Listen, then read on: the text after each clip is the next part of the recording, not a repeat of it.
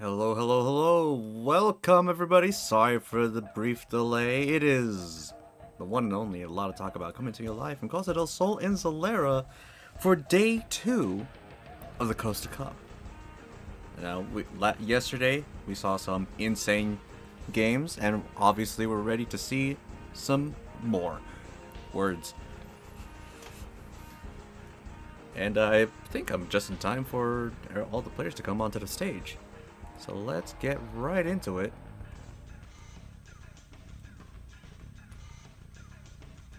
Boom. It's nice and smooth. So, coming to you first is the Limsa Barracudas versus the Mhigo Liberators for the losers bracket. Two veteran teams taking the first stage. Obviously with the Tuason. Accident. Did some clicking.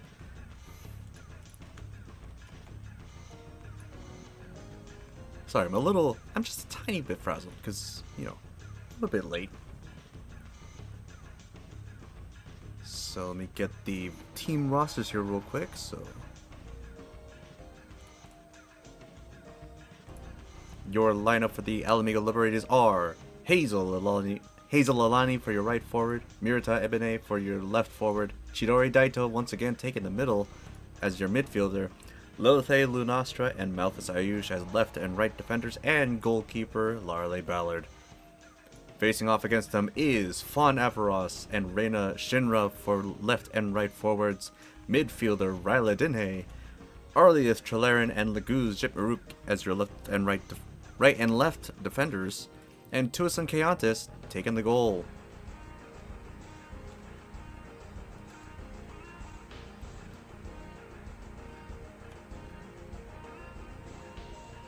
And now, we simply wait on standby.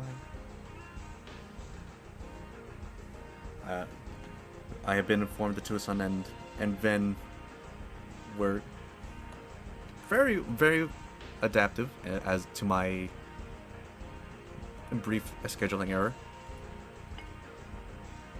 And hopefully they were able to keep you all very entertained, as I'm sure they are. The pirate radio as they were.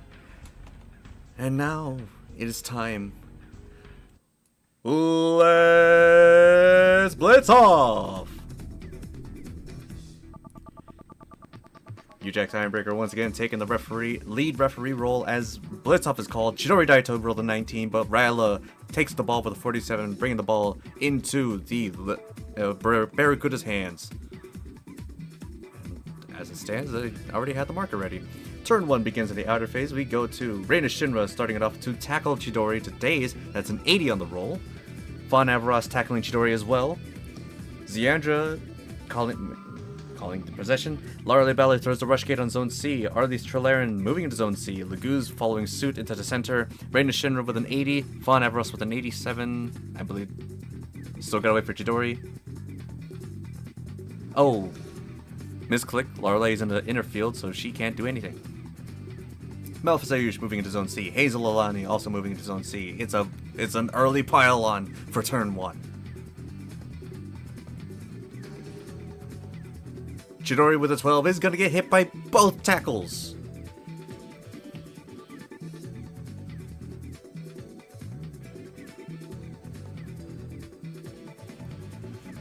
Very aggressive play against the midfielder, but the Chidori will have players of her own backing her up as we go into reposition. Now the daze doesn't stack, but it sure does hurt.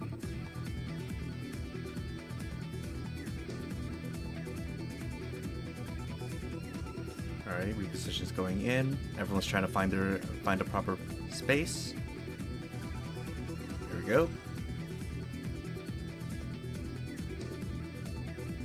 Alright.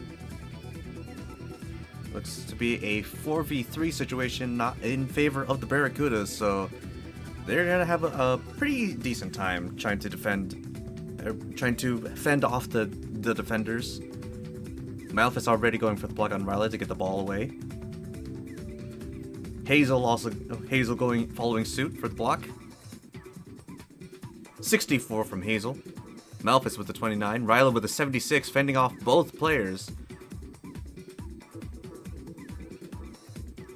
Chidori with the rally only rolls a 6. Arlieth, in the meantime, is diving for the ball in the center field. Fawn tackling Lilith, seeing as she's diving and Ryla is free to do as she pleases. 38, but Reyna rolls a 79 to tackle Lilith as well. They're really going in. That's a 71, so Lilith dodges Fawn, but gets hit by Reyna. That's a dazed diver right there.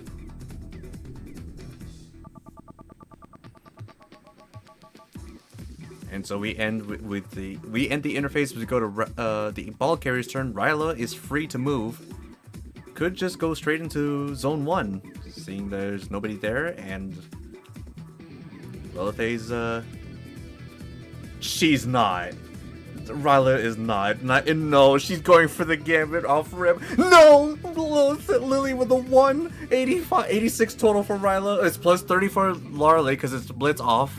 It's blitz off phase, so she gets plus 30 from this distance. 120 to catch the ball. Whew. Ryla, please, I just got here. Relax. You need to relax. I get it. It's your thing. Please. Don't forget, you still need me for the on-season.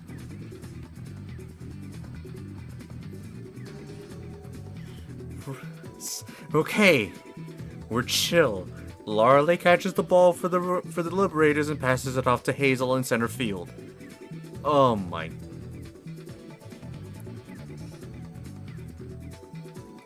This is how we're starting. This is just the life I gotta live now. Okay. Alright. Oh, hold up. That was Arlieth with the interception. 69 for the catch. The Goose with a 26, and Larley with a 17. Arlieth intercepting the ball into center field. you insane. Okay, and Hazel with an 87 actually. Ooh. Does Hazel roll? I think Hazel rolls.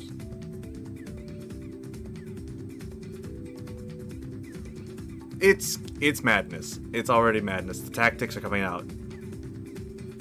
Mechanics are starting to stack up on each other.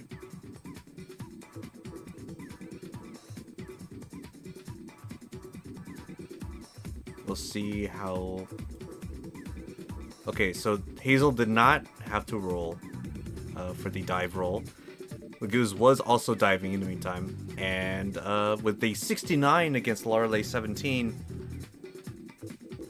That is going to be the Barracudas ball once again as we go into turn 2.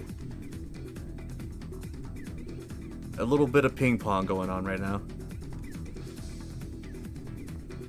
We do start the outer phase. It is only Reyna, Fawn, and Lily as Fawn moves into zone D to set up a forward play. Lilith follows suit to set up the defense. But will Reyna allow it? Either Reyna follows Lilith into the goal zone. Survey. Oh, a survey move.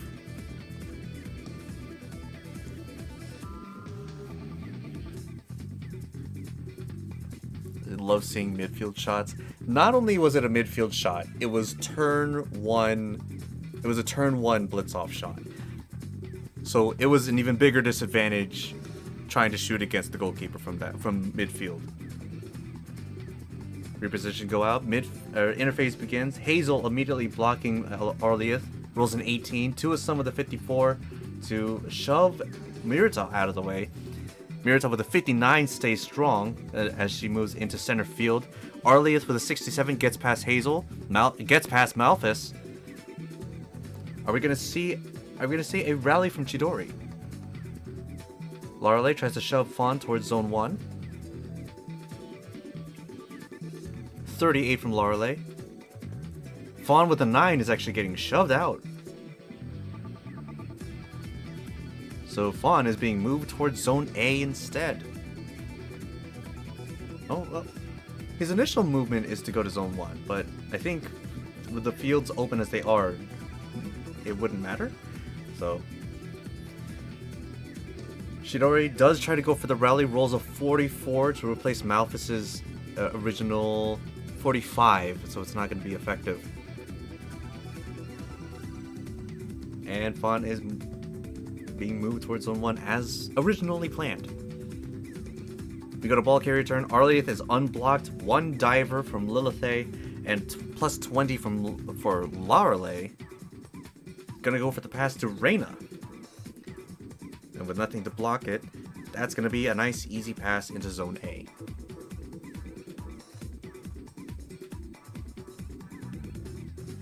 Okay, we begin round 3.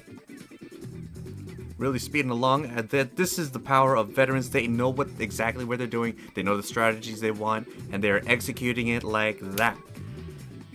Speaking of execution, Fawn trying to go for the tackle on Lilith rolls a 13 to Lily's 38, so the tackle doesn't take. Ryla hits a rally. I don't think she can do that. Do forwards?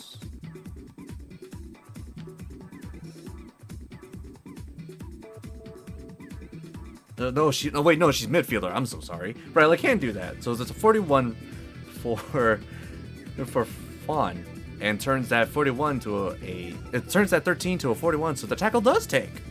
That was brief stutter on my part. So yes, she rallies her teammate, brings it up, and takes the hit. Reyna moving into Zone D to follow suit to give some support. Actually, she's the ball carrier. I don't know what's happening. So, Reyna taking the advantage with nobody in front. Fawn's in position to assist. Tuason's throwing down a rush gate on Zone C. Malphas moving into Zone 1. Arlieth going for a dive in the meantime. Mirita is trying to tackle Laguz. 50 to Laguz's 97, so that one won't work. Yeah, I was still coming down for the turn 1 shot. It was absurd. Lorelei throws down a rush gate on Zone 1. And Lilith tries to go for the block on Reyna, rolls an 80 against Reyna's 56. So that's going to be 1 blocker and the goalkeeper. Reyna has the plus 10 being the forward, but this is going to be a little tricky. Fawn Avros changes course and moves into Zone C.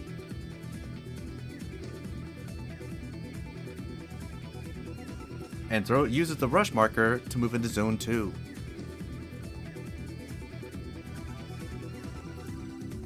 So, 1 blocker, 1 goal, plus the goalkeeper, but Reyna does have plus 10 for the shot. Demon King of Hingashi comes out. Goes for the roll. 24 total. Lilith with a 10. 45 from Lorelei is going to catch the ball once again for the Mhigo Liberators. Fantastic attempt, but it's just not enough. The RNG giveth and the RNG taketh away.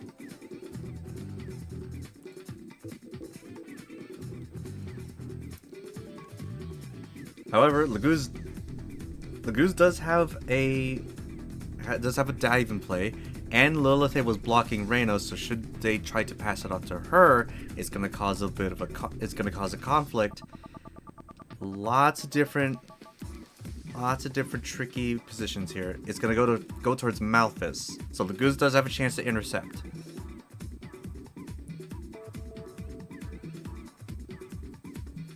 $77 from Laguz. 58 from Malphas. That's going to be another interception. Oh, Lorelei with a 94. Never mind. The goalkeeper does not want the ball in the Pirates' hands. No, Pirates. The Navy's hands.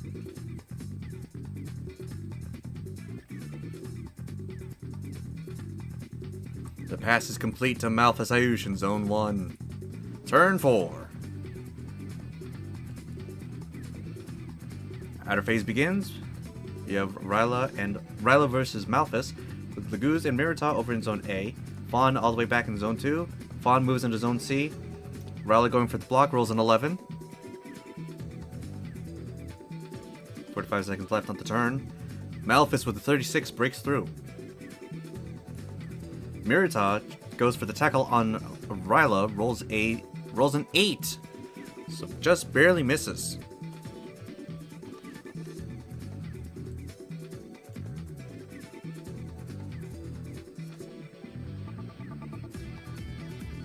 That's all actions exhausted. We go into repositions immediately. Fawn moving into Zone C, Mirita is into Zone A. And Fawn, taking advantage of the rush gate, moves into Zone D. He is trying to set up for that offense again. Laguz, also taking advantage of the gate, moves into Zone 4 for defensive lineup.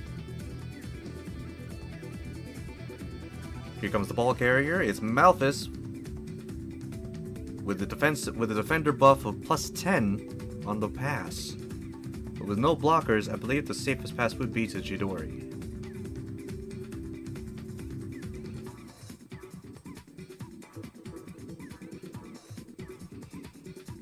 And there it is, the pass to Chidori in center field.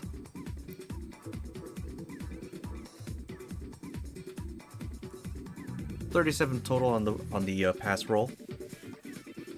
But no blockers, so no need to worry.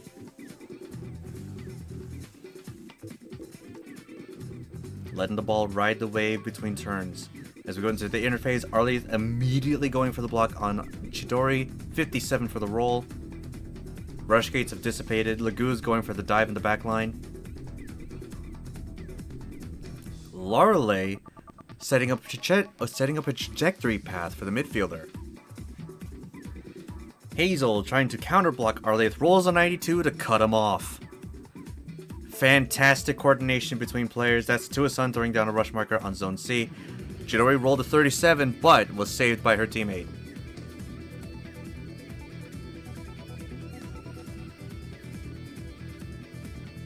Fawn moving into Zone C, Lilith moving into Zone A, and Reyna moving into Zone C. I believe that's every action, so we'll probably... Interface is going to end soon, so we will get into that reposition.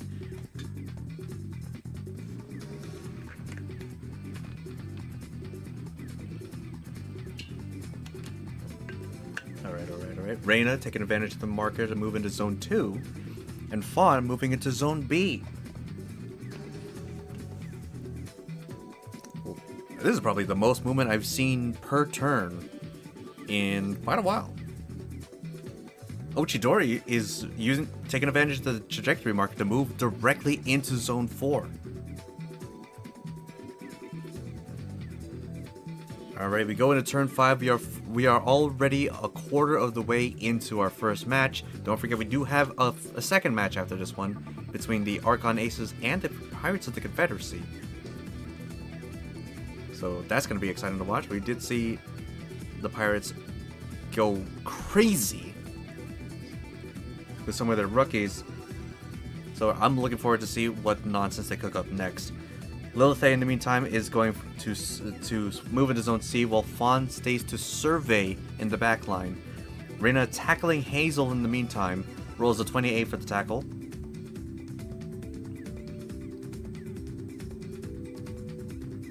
Malphus trying to survey in the Liberators defensive line as well. Hazel with a 62 does not get hit by the tackle, and Mirita moving into Zone 2. Ryla and Mate also moving into the center field. End of phase, we go to reposition.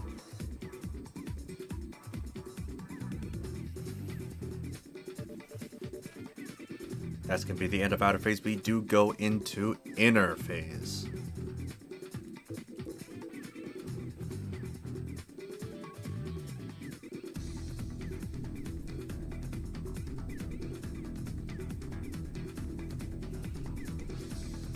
Laguz immediately going for the block at Chidori to get the ball away. 70 for the roll. Lilith diving in the meantime. And Chidori with a 14 is going to get blocked down.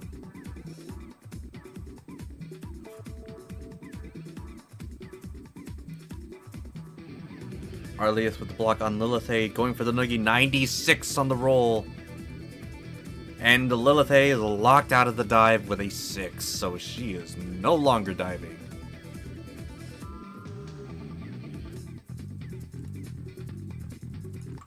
That's pretty good counterplay for the Barracudas, trying to cut off any sort of insurance policy should Chidori miss the shot. Hazel going for a block on Ryla, rolls a 92 against Ryla's 19, so she's going to be locked down. Ryla tries to go for the counter block, but that 19 is not going to work. Larley, in the meantime, is throwing down a rush marker on Zone 2. And that'll be the end of turn. Ball carrier, Chidori with +5 on the shot, but she does have a blocker on her, so this is gonna be tough. Gets the flavor going. +5 for the roll for Diamond Storm. 10 total, 20, and then a 90 from Laguz means that Laguz catches the ball in the Barracuda's goal zone.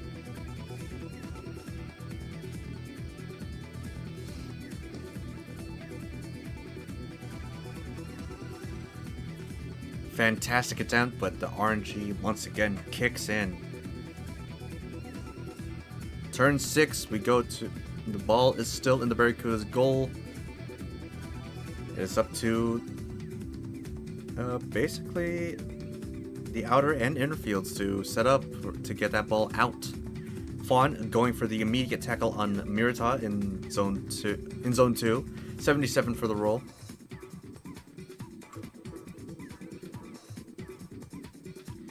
Mirita wants to move into center field, but will they do it without getting dazed?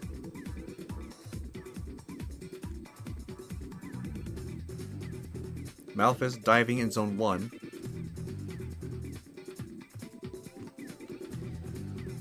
.76 from Mirita does get hit as they move into center. Reina Shinra in the meantime is tackling Malphus to daze the diver. It's a 31, but a 42 means Malphus is dodging the tackle. Nailed it. Repositions go out as action step isn't exhausted.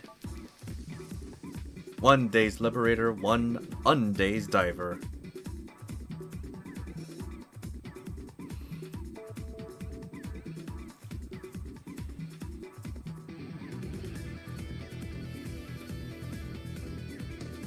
Fawn unfortunately not able to move into the goal zone to assist Laguz to get that ball away, as Fawn is a forward and can't move into the goal zone. Lilithay in the meantime is diving in the center field as they start interphase. I believe this was round 6. I think that was the thing I was going to change. 64 from Hazel to block Arlieth. That's a 64, but Arlieth holds strong with a 91. But here comes Lilithay countering Arlieth's attempt at a block with a 93 to his 91. Chidori Daito goes for the block on Laguz, rolls a 77, and Laguz gets hit with a 5. Ryla, in the meantime, is moving into zone D for a forward play. Tuason is also trying to taunt Chidori. Rolls a 58, so it's not going to work.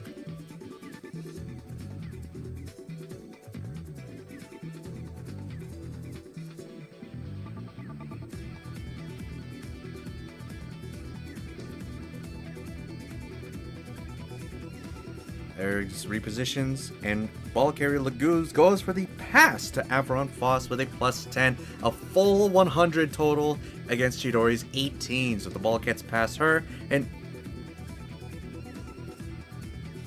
Lilithay rolls for the dive, but it doesn't go that far, so it's not going to count.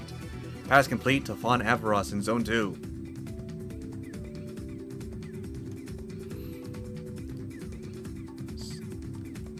We go into the outer phase of turn 7 now. Already close to the end of the first half. No points.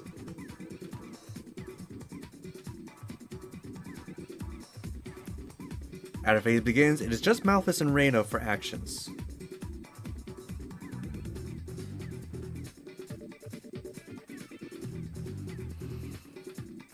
Malphus continuing to dive in zone 1. Will Reina allow it or move forward? And there's the block on Malphus. 63 from Reina. And 79 from Malphus. Reina is not a problem to him right now.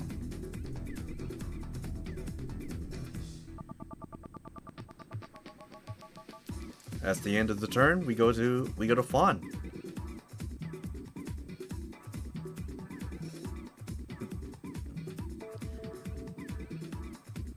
Ooh, Ryla's already calling out that she's open for a pass. Can Fawn get it past?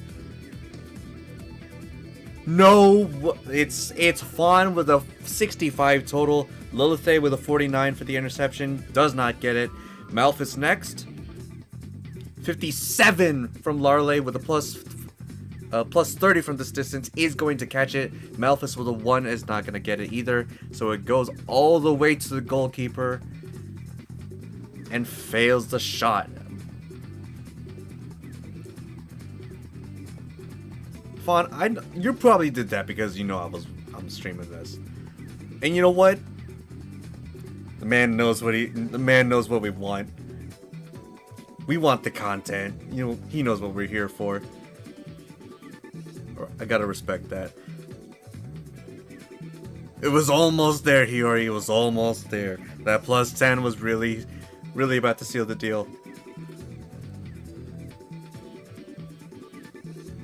Ryla might not have approved of the move, but that's gonna be. I don't want to be in the voice chat for that one. I got it, Hiyori. I got it. Solo work is how I got my start. I can handle another game or two. Yes, Larley catches the ball for the Liberators and passes it off to Mirita in center field.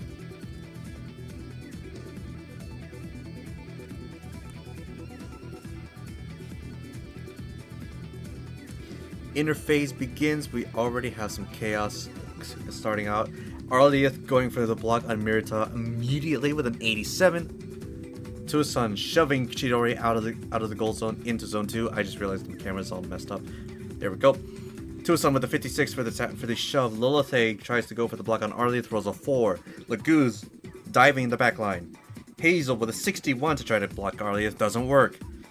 Which leaves Chidori 26 on the block against Laguz. That's going to be 57 from Laguz, so the block doesn't work either. Lorelei, in the meantime, is doing something similar, shoving Ryla out of the zone. And Tuason actually does shove Chidori out into zone 2. Lorelei against Ryla, 59 against Ryla's 69 to stand by. Nice.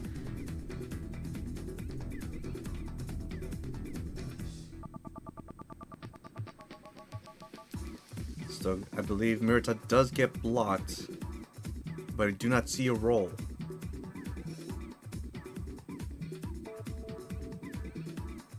There it is, 45 against Arlieth's 87 will secure the block.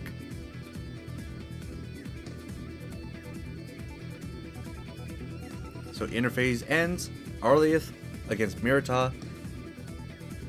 Will they try to go for the pass to Chidori in the goal zone?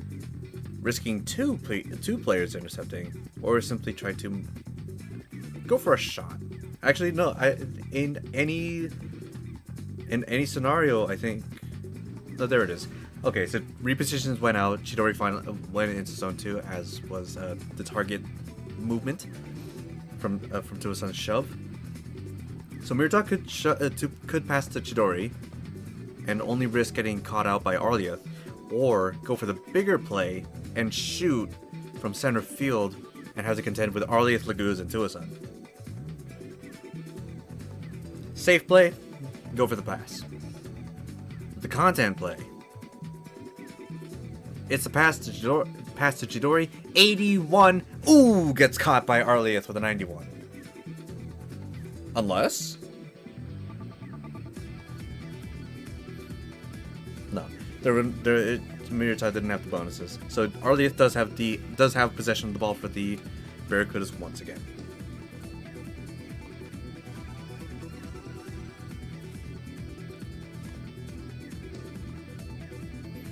Outer phase begins for turn 8. Fawn immediately going for the tackle on Lilith in center field. It's only a 3 though, but there's always a chance that Lilith could roll a 1 or a 2. Chidori going for the block on Fawn to try to stop him.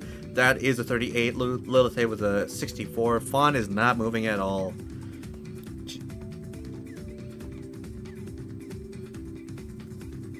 Let's see. Round 8. That's what I'm doing.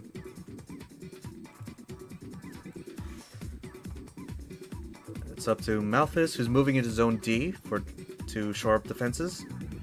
Will Reyna follow or simply try to stop the movement? Lilith is going for the tackle on Hazel, actually, going for a 32 on the roll. And Hazel, with the response, rolls an 8 and gets hit by Reyna Shinra. That's the end of the phase. We go into repositions, everybody moving as they can.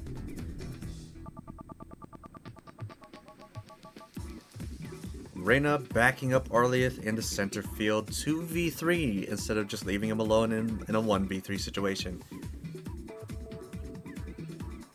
Interphase begins.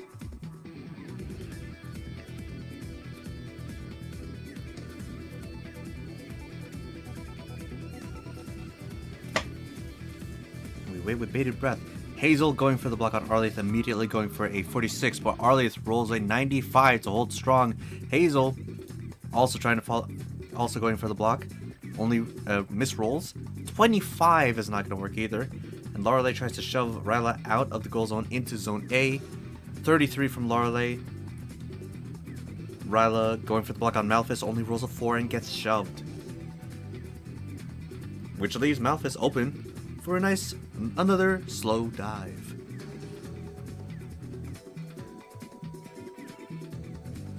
Lilith tries to block Arlieth as well, only rolls a 74. That 95 is really holding strong, and the Goose moves in towards center field. Valiant effort, but Arlieth is a free man.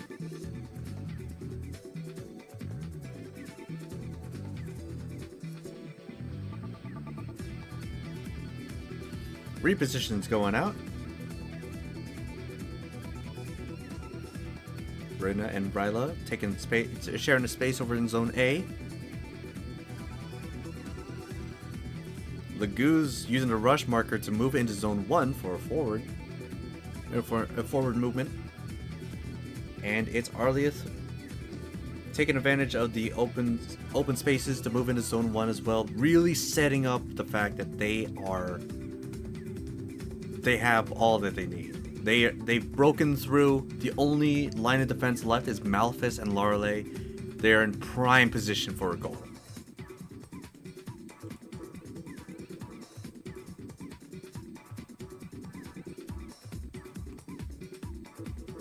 Turn 9.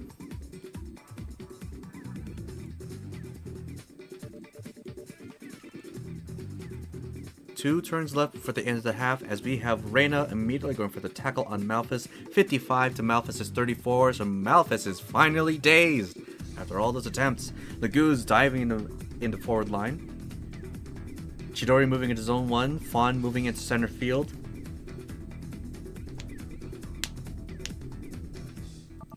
Ryla moving into Zone D.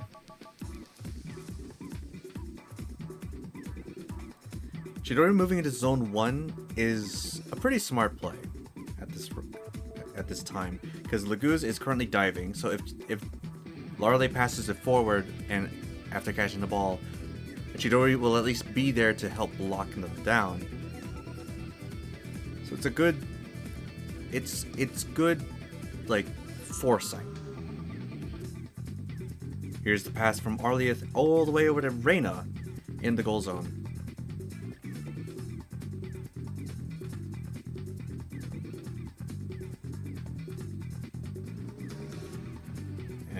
Malphus dazed. 99 total for the pass. 62 from Malphus. The ball goes right into Reyna's hands.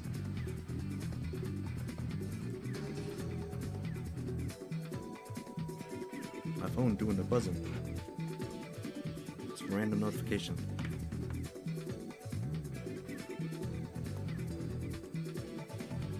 Interphase begins. Fawn going for the block on Malphus, rolls a 22.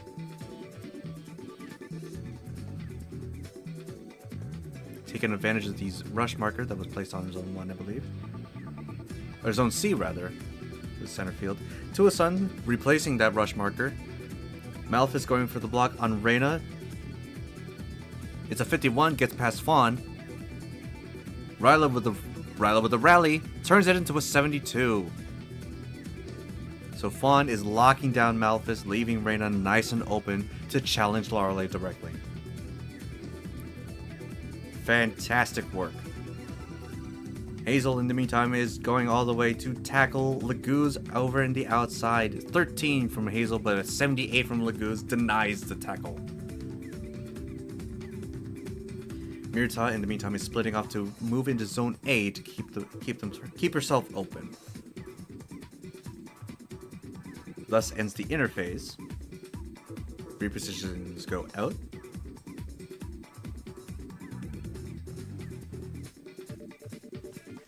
And it's Reyna versus Lorelei. Reyna, not wasting any time, instantly goes for the shot. Demon King of Bengashi, plus 10 for the shot. See the rolls, 54, 64 total. Lorelei still got a chance. Let's see it. Ooh! 54 on the roll as well, but the plus 10 takes it over. Reyna Shinra with the first goal of the game. Taking first point for the Barracudas. That is Blitzball, baby.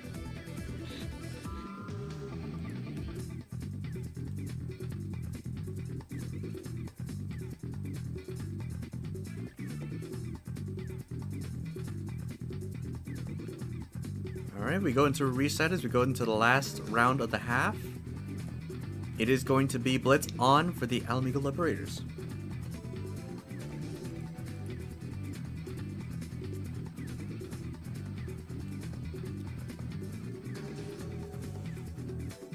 So, frankly... Oh, here comes Fawn with the tackle. Arlieth diving in the back line. Reyna going for the tackle as well. Fawn and Reyna with the 97, Fawn with the 58 against Chidori. Legooz diving for the ball as well. Lilith moving into Zone C. Mirita moving into Zone C. Hazel Zone C. Malphus Zone C. So every Liberator is currently piling in for center field, while the two forwards are pulling back to set up one last line of defense. And the defenders keeping a wide net behind them. Chidori rolls a 20, gets hit by both tackles, but the daze does not apply in this situation.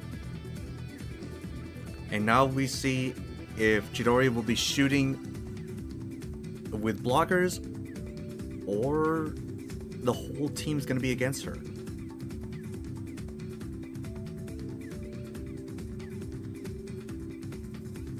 This is fantastic positioning, actually.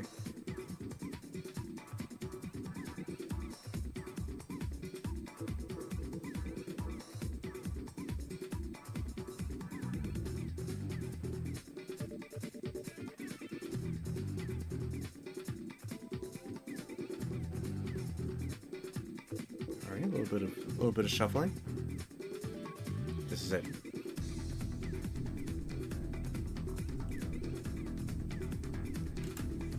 Fawn goes for the block, only rolls a 1. Ryla with a 49 to block.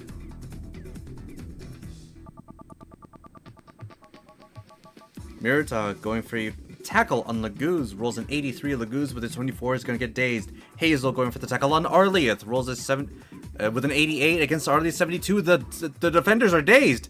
Chidori with a 25 is going to get blocked by Ryla. Reyna with a 24 is not going to be able to hit it. Malphus Ayush accidentally yelling random 100. Malphus going for the block on Ryla, rolls a 91 to cut off Ryla. Which brings it down to no blockers. No blockers, and both divers are dazed. Lilith for the block on Reyna. 56 against Reyna's 24. The midfielder is free. That was perfect execution from the Liberators.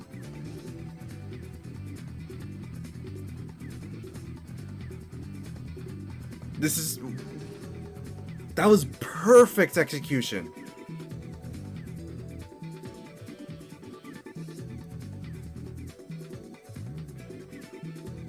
No blockers. The divers are dazed, but right now the issue is that Chidori has +5 on the shot, but Tuason has +30 because it's Blitz on. Here comes the Diamond Storm. It's 24 total. It's 23 total. Tuason with 73, Laguz with a 70, Arlith with a 68. I believe as priority, Laguz does take possession of the ball for interception, but it becomes a fumble.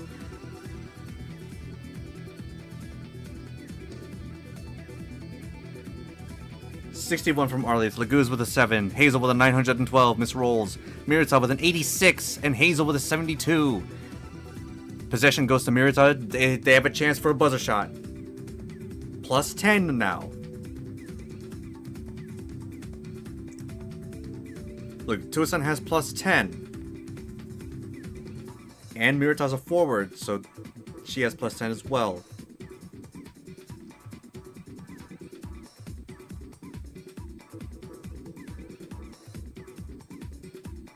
$57 total, 68, 78 total from Tuason is gonna catch the ball at the last second. Insanely aggressive movement from the Liberators, but it got so close.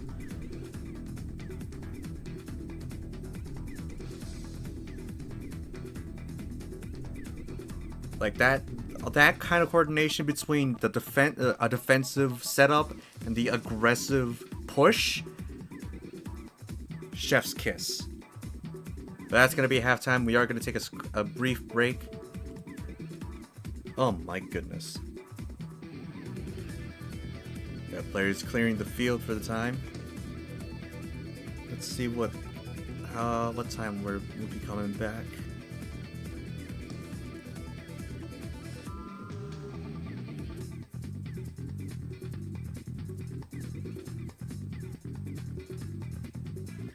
Game will resume 33 minutes past the hour, so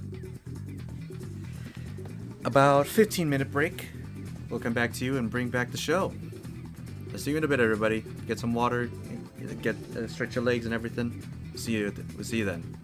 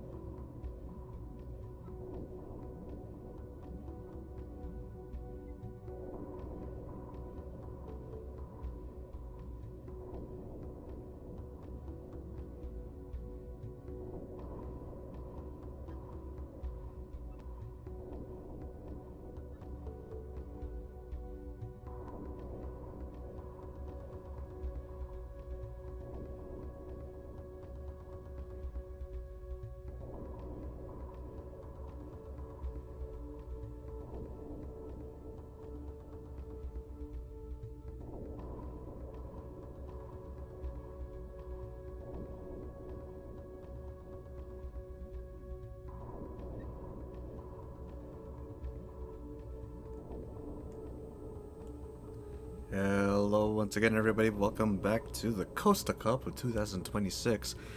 I am once again Lotta Tokkabout, your humble Blitz voice of Eorzea. As we're getting back into the swing of things, it is just about time for the players to get back onto the stage as we finish the second half of your first match, the Limsa Barracudas versus the Limsa Liberators, already putting up an insane fight against each other. As we just seen, it was hard to describe how well coordinated everyone was. Between the Barracudas leaving their defenders on the back line to set up a defensive net with their dives, as well as their forwards setting up their aggressive tackling and subsequent blocking, and then all of the Liberators piling in to push forward as one wall. We are going in 1-0 because the shot did not go through, unfortunately. So we are starting the blitz off with +10 for the Liberators on the roll. So heading back to the sphere now. All players look like they're good to go.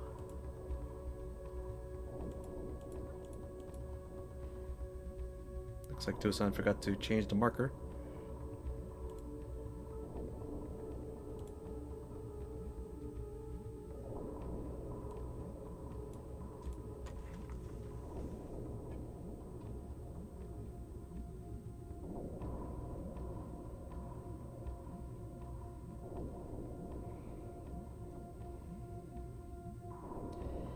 All right, referees are ready as well. Everyone's in position. Everyone's in positions. Let's blitz off.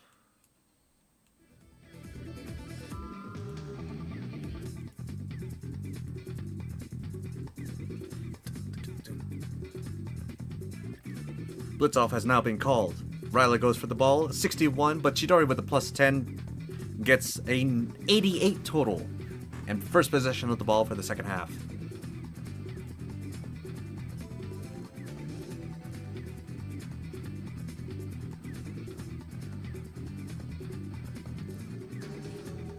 Reina opening up the outer phase with a 78 to tackle Chidori in center field.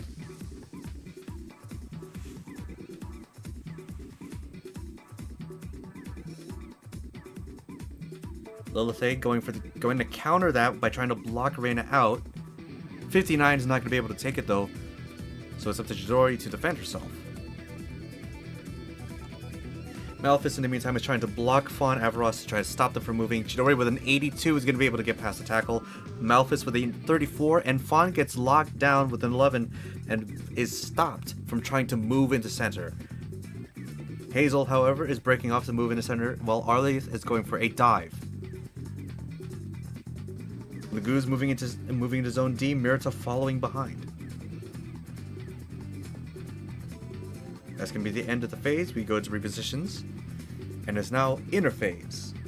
2v1 in favor of the Liberators. No, 2v2 rather. I see Reina off to the side.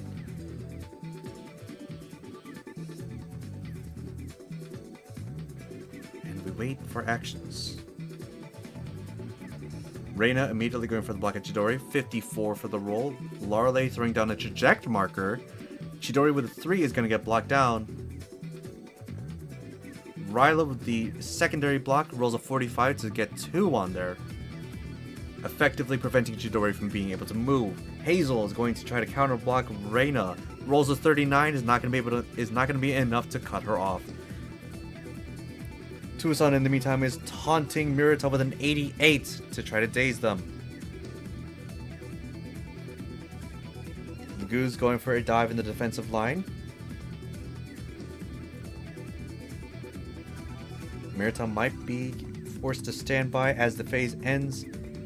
Tried to go for the tackle, but I believe it might have been too late. Plus, with the 66, Mirta will be getting dazed.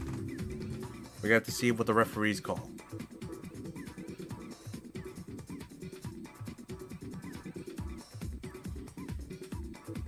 because it might have looked different from their perspective because of the referees have called it. Mhigo was late and is put on standby, thus they are dazed in the goal zone. Ball carrier's turn. Chidori is blocked down by 2 players, with only 1 person forward to pass to. 2 blockers, 2 divers, and plus 30 for the goalkeeper should she try to shoot from this distance.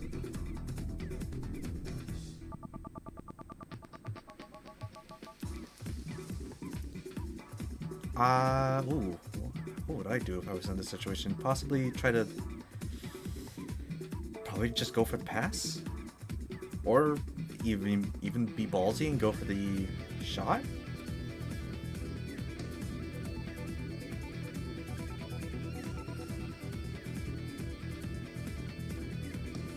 Oh my goodness, she's going for it.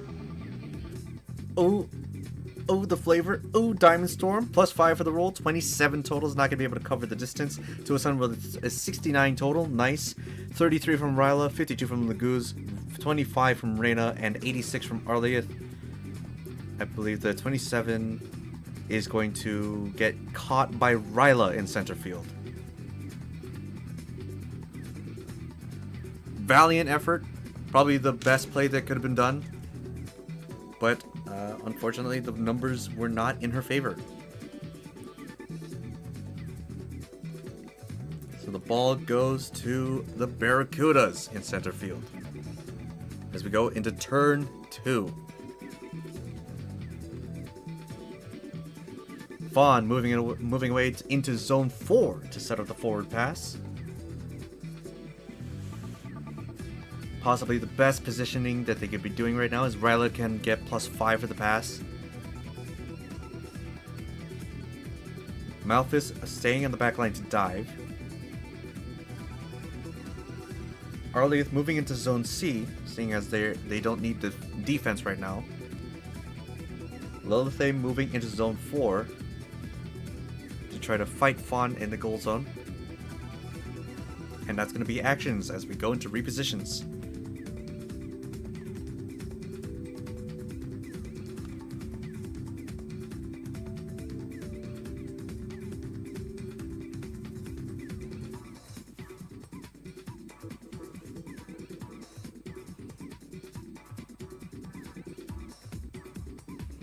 Interface begins. Laguz already moves into zone C.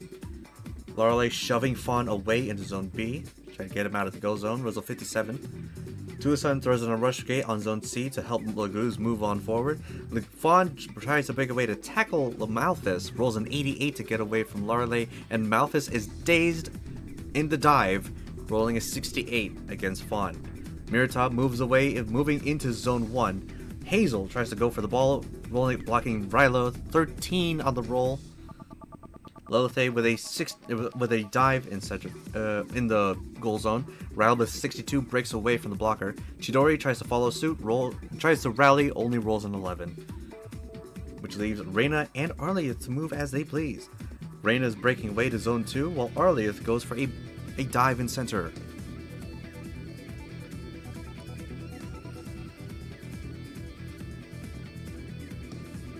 Repositions go out. It is Ryla with no blockers.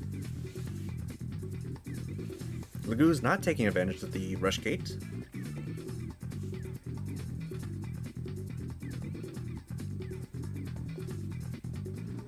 And Ryla breaks away to join Reyna Shinra in zone 2. Pretty good advantage here. They don't have anybody in the way. Ryla does have a buddy to swim with. Could have passed it to Reyna to get the plus 10, seeing as she didn't have anybody blocking. And we have a call for a timeout as we go to turn 3.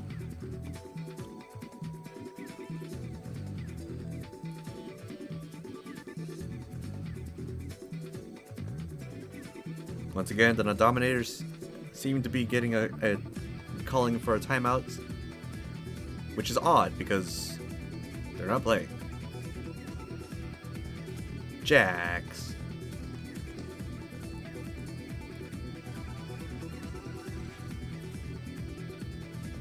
And it appears that Ryla has thrown out an Uno reverse card themed for the High Rollers.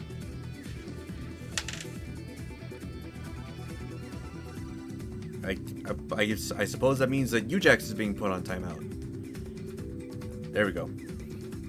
Barracudas are calling for the timeout, possibly a sort of IRL issue. And we're gonna have to wait for the referees to give us the rundown.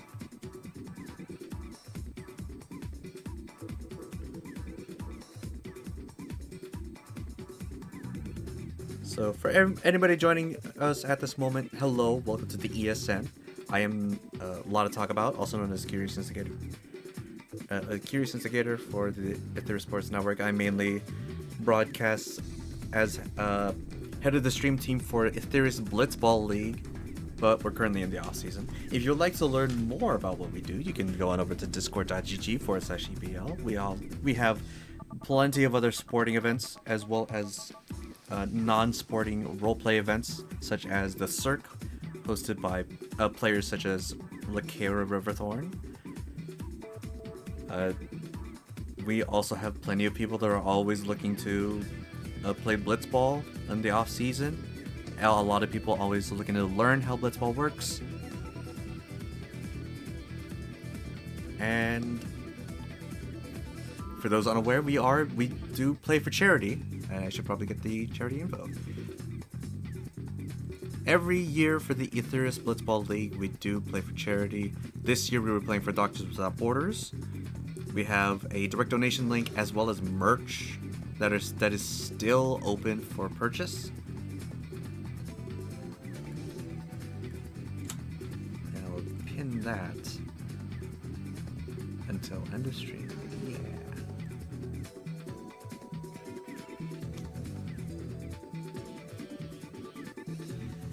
So, in the meantime, how about some fun facts about the Costa Cup? We probably covered this last night's stream, but there are some people that might be coming in that have not heard them before. So, first off, the Costa Cup, also known as the Costa Bowl, or as I like to call it, the Costa del Bowl, originally was the first international and well-organized contest of Blitzball on the Star.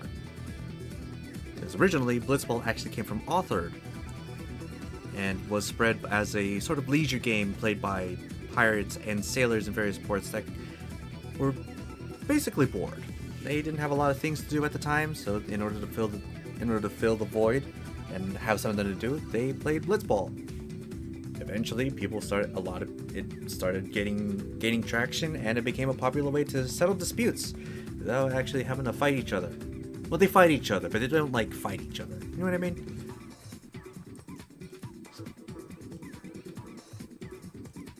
It's right there. Costa del Bowl is right there. It is the Costa Cup. It is the Costa Cup or the Costa Bowl. But Costa del Bowl. Yeah, that's knowledge. Or as Moman likes to say, knowledge obtained. She's probably watching. She's always watching. Thank you. I'm glad I could get that rolling.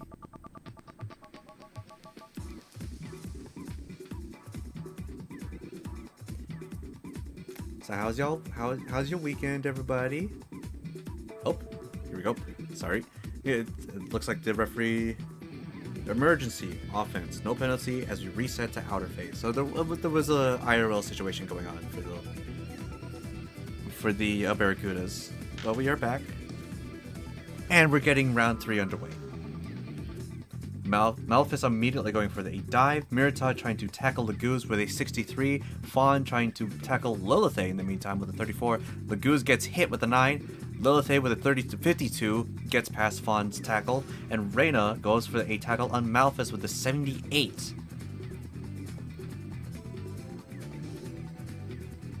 Will Malphus stay diving, or will he be dazed? We don't know.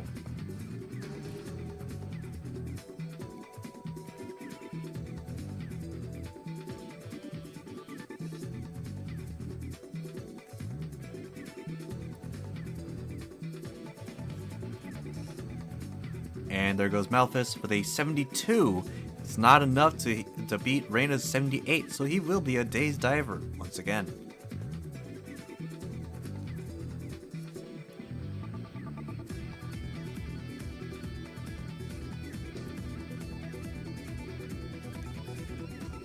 Alright, ball carrier's turn. Ryla moving into zone 4.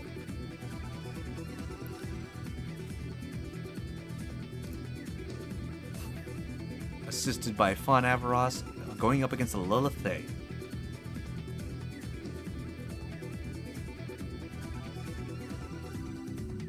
Ujax, it's not turn 4 yet. It's interface. Come on, man. Interface begins. That's going to be Arlieth going for a dive in the ball on center field. Laguz. Tuason throws down a rush gate on zone C. Lilithay tries to go for the block on Ryla, goes to 16. Lorelei tries to shove Fawn away with a 97. And Ryla with an 86 is actually not going to be impeded at all. Fawn wants to move into zone C, but will he be able to move? 67 is not going to be enough against Lorelei's 97 and will get shoved away. Hazel, in the meantime, is blocking Arlieth to try to stop him from diving. 55 is going to beat Arlieth's 10, so he will not be waiting for the ball. Mirta, in the meantime, is breaking off into zone 2. Laguz, center field, will be taking Arlieth's place to dive for the ball. Chidori, however, was waiting for this and goes for the block, rolls a 10 against Laguz's 75.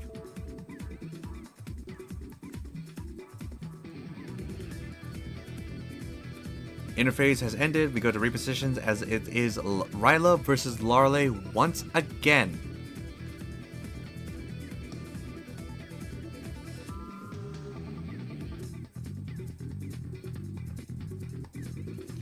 +0 for Lorelei, +5 for Ryla as a midfielder. Slight numbers advantage, but will it be enough?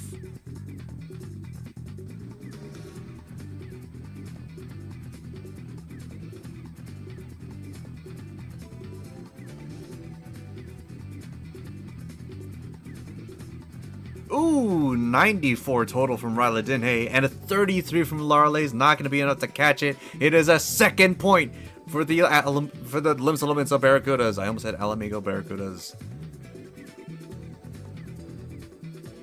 That'd be a funny theme. I feel like that would be a pretty funny theme. All the regions, but their teams are mixed up. But anyways, I'm getting distracted. So that's going to be 2-0 going into round 4 for the Limsa Barracudas, as Alamigo Liberators are going to be in possession of the ball for blitz on.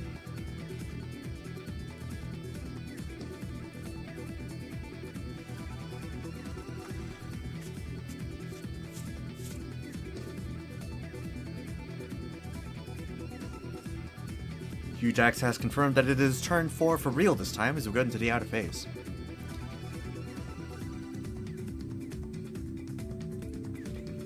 Fawn immediately going for the tackle on Chidori with a 98. Very strong move. Reyna doing the same. 6 on the roll. Malphus trying to block Fawn from moving. And a Lilithay to block Reyna. 36 is going to stop Reyna in her tracks. Malphus, however, with 23 is not going to stop Fawn. Mirta tackling Ryla with a 16.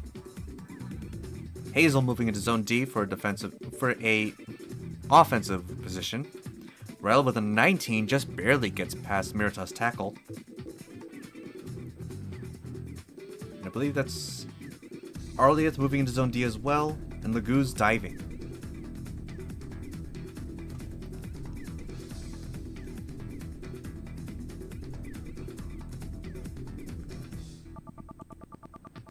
Oh, mix the teams up for an April Fool's game. That would be a pretty good one, Key.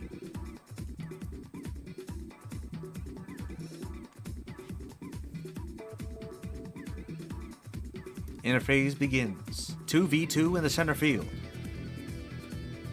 Arlieth going for the dive in the back line. Lorelei throwing down a trajectory path for Chidori. Or whoever it may be Lee, whoever may become the ball carrier. Tuason tries to taunt Hazel, rolls a 24. Fawn tries to block Chidori with an 18. Mirta going for the counter block on Fawn, only rolls a 4 though, so it won't work. Chidori staying strong with a 96 as Hazel tackles Laguz with a 51. Laguz with a 57, however, is going to get past it. Ryla tries to goes for the block. 32 is not going to be enough to get Chidori, which leaves the midfielder free as a bird.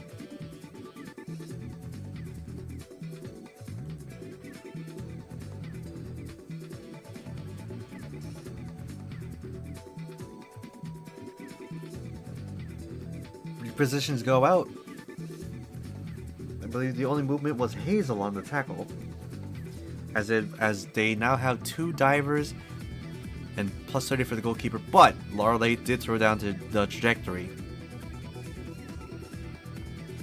And Chidori takes advantage of the path to move straight into Zone D. So right now, Barracudas may need to drop Laguz into the goal zone, or even just try to lock Hazel down, as well as everybody else has to start setting up for the results.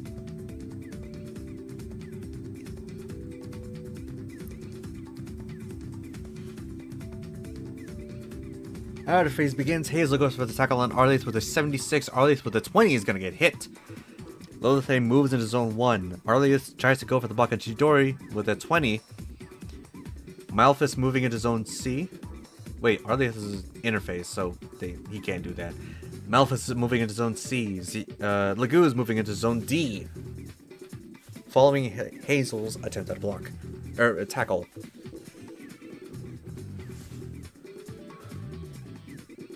Arena, in the meantime, is tackling Mirita with a 20. And Mirita responds with an 86. Or like 86 in the attempt. That's still a term that is used. Repositions go out as all actions are exhausted. 3v2 in the middle. And 2v2 in the Barracuda's goal zone.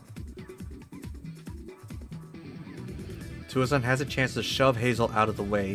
Fawn moving into Zone A. Arleith going for the block as planned. 59 against Chidori.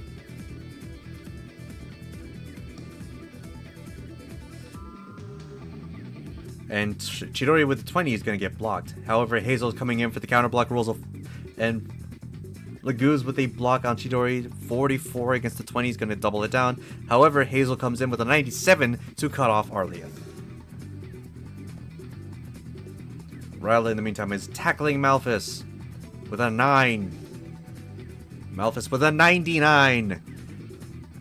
Does not care for it. Tuason throwing down a rush gate on Zone C, while Laura throws down a rush gate on Zone 1. That's gonna be the end. That's gonna be 10 seconds left on interface as Serena goes for block on Mirta, rolls a 48 just as the timer hits.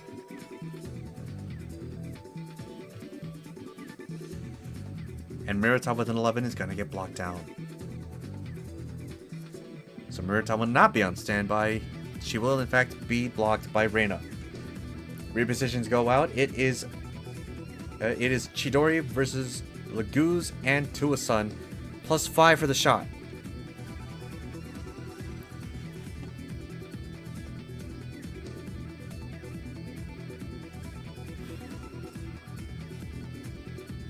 Here she goes again. It's the Diamond Storm. 49 total, 53 from Laguz is going to cut it off, and 53 from Tuason is going to cut it off, and Laguz with a 4. Ball goes back to the Barracudas, but this time Tuason has a chance to pass it off. Most likely to Fawn, over in Zone A.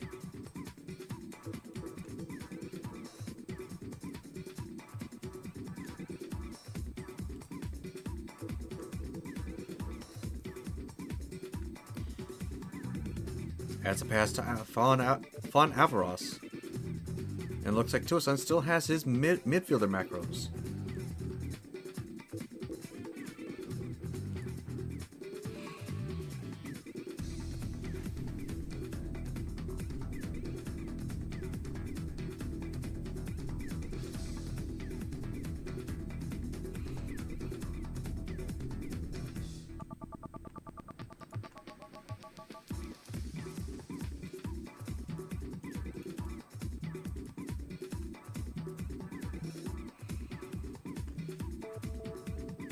That's gonna be turn 6.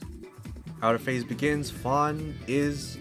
Lilith is the only one with Fawn. And is actually only going to dive. Did I really not update the turn timer that entire time? Yikes. I got excited. I got caught up in the moment. So that's repositions, no movement whatsoever as we go to the ball carrier's turn.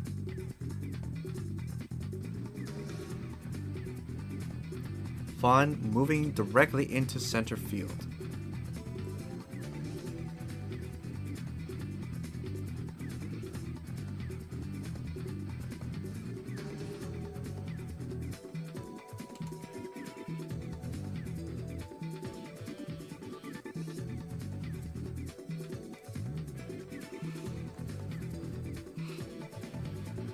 Interface begins. We have no actions yet.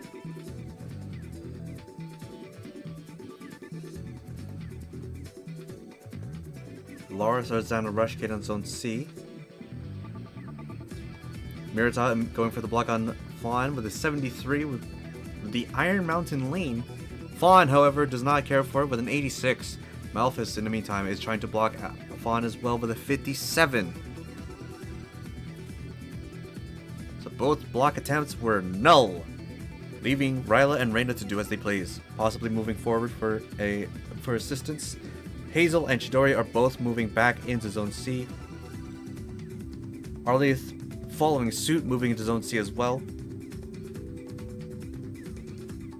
Tuason throws on a rush gate on Zone C for everybody, while Reina breaks off into Zone 2, Ryla moving into Zone 2 as well. And Lagoose, joining with everybody, is moving into the center. We are in the final quarter of the match.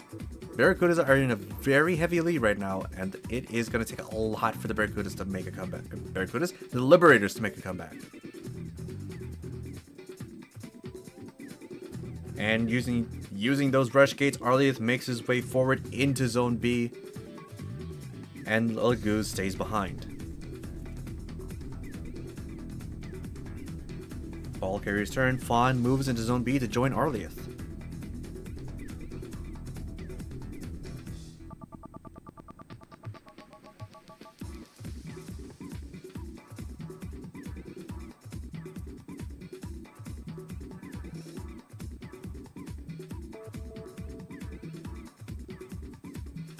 Outer phase begins at turn 7.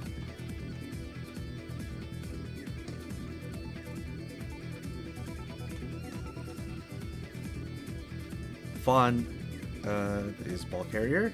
Arleth wants Lilith Lunastra moving into Zone C. Just waiting on actions here. Hazel Lalani going for the block attempt on Fawn. 92 from Hazel is gonna beat Fawn's 42. Blocking him down. Arleth is gonna go for a dive as Ryla goes for the rally. Only rolls a 39, however, and is not gonna be able to break off that 92. Reina, in the meantime, is blocking Chidori with a 78, but Chidori counters it with an 81 of her own. Not the best situation for them to be in with this kind of positioning. Lilith moving in, using the rush gate to move into Zone 4.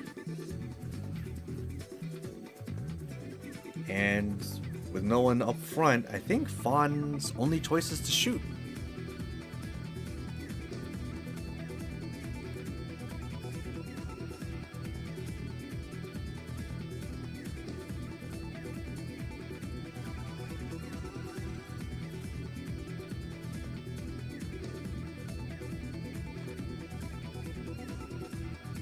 Fawn with the triple foul with the plus 10, 96 total to get past a blocker and the goalkeeper. Hazel with a 49, and 97 from Larley is gonna cut him off.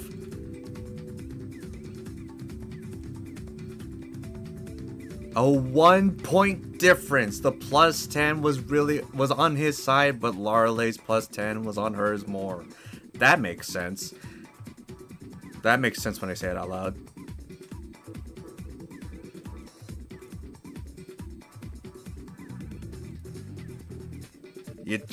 That's Blitzball, baby. And that's going to be a pass all the way to Mhigo in center field. Archon with a dive, however, does roll a 90 to cut it off. Archon with the follow-up roll.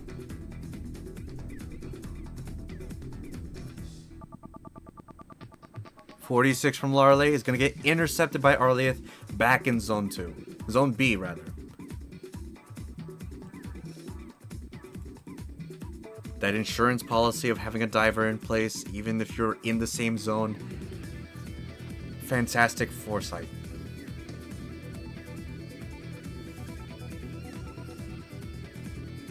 They're pulling out all the stops to make sure that they are in possession at all times, even if it looks like the Liberators are going to keep it. We go into the interphase. It is Tuason throwing down a rush gate on Zone C. Fawn Averos moving into Zone... Fawn's in the outfield, so he can't move. Lagoo's going for a dive in center field.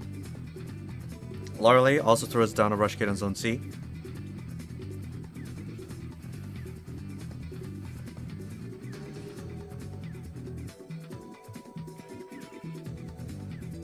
Malphus going for the block on Lagoo's to stop him from diving. And Mhigo breaking away to move into Zone 2 to back up Chidori. Oh, flag on the field.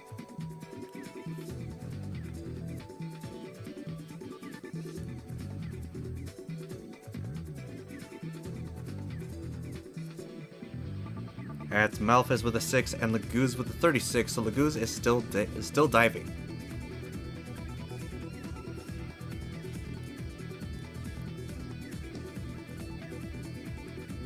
Yep, Fawn recognized what he did.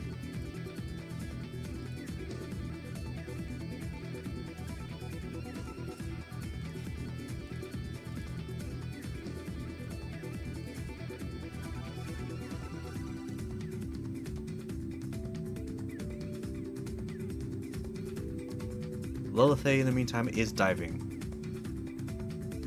And we have a timeout.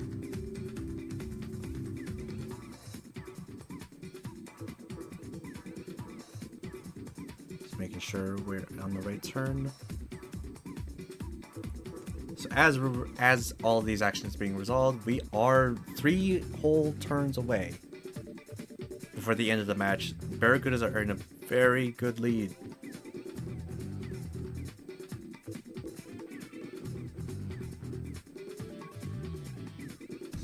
Well, as the timeout is being called, I will be stepping away from my chair for just a second.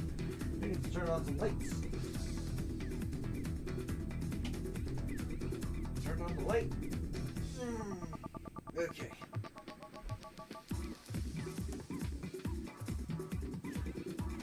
Let's see here.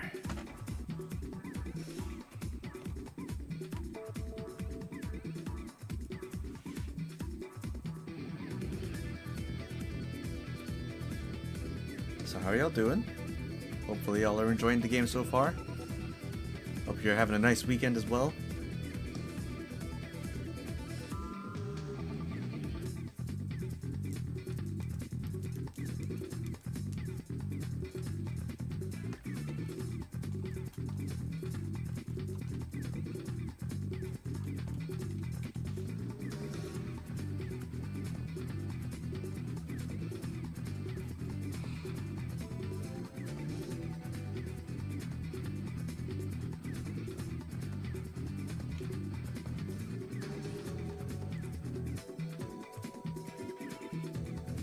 Yeah.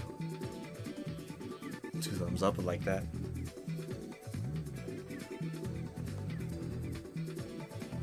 Yeah, it's not, the RNG really starts to set in. Oh, looks like we're moving on to round 8.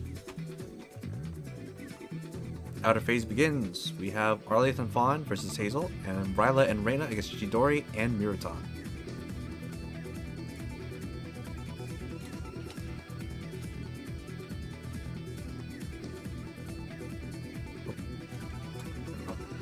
Okay, Hazel going for the block against Archon, 44 to Archon 65.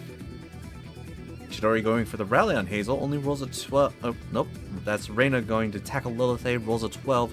Chidori with a 91 is going to supersede Hazel's 44 and brings down Arleth with a block. Ryla tries to rally Arleth, only rolls a 23. And both midfielders really showcasing their jobs here. Their role. See if Fawn has a response to this or is going to try to move away. Lilith in the meantime is rolling a 21 against, I believe, Reina's tackle. So that's going to be 12 to 21 is not going to work.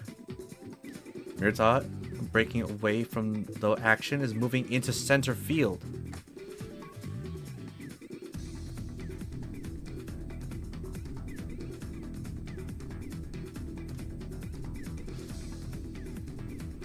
Oh, Mirta has been deemed out of time and will be set on standby.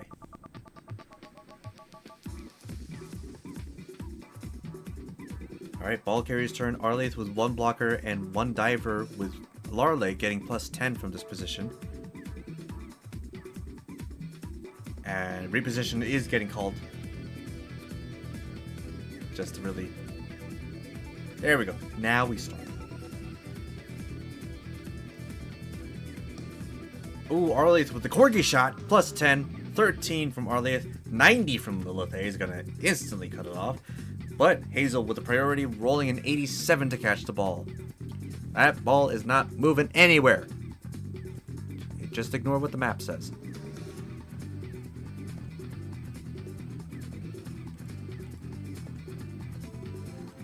Intercepted by Hazel Lalani in Zone B. They have a chance to score one more time, at least once, before the end of the game, as we go into the interface of turn 8. Fawn tackling Hazel to daze. That's going to be a 10 on the roll. Reina tackling Hazel as well. Rolls a 27. Hazel with a 13 is going to get hit by Reina.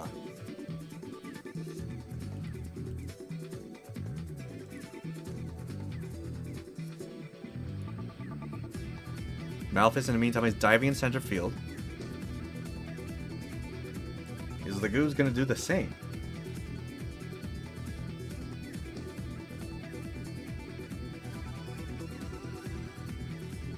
Lorelei tries to shove Fawn away into Zone 1, which would be pretty impressive. Lilith moving into Zone B, I believe. There we go. Lorelei's shoving Fawn into Zone 2. And the Goose is diving in the center along with Malphus. So they're chilling, they're floating.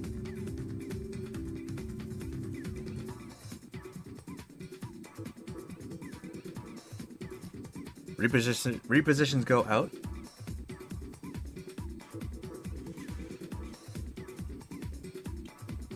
And Fawn, let's see, that was a 10 versus Lorelei's 15, so Fawn will be getting shoved.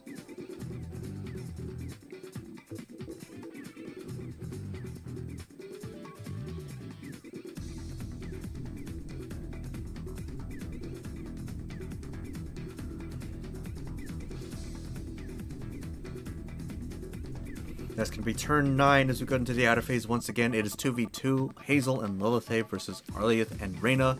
Mirita moving into Zone 1. Arleth immediately going for the block, rolls an 80 against Hazel's 20. So that's going to block her down. Reina with a 1 is not going to be able to follow up.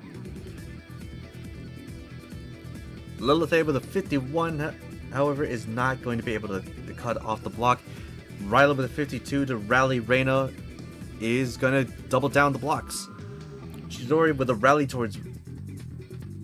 Chidori to rally Hazel, bring it up to 98 to negate all of that.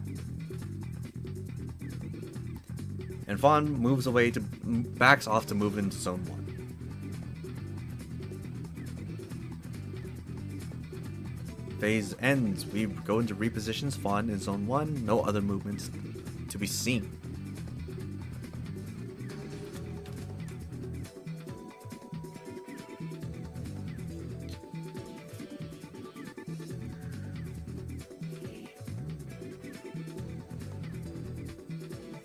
Ball carrier's turn starts. We do have no blockers. We do have a diver. Mirita moving in the last second out of the reposition phase. Go. And Hazel moving into Zone C to be backed up by Malthus.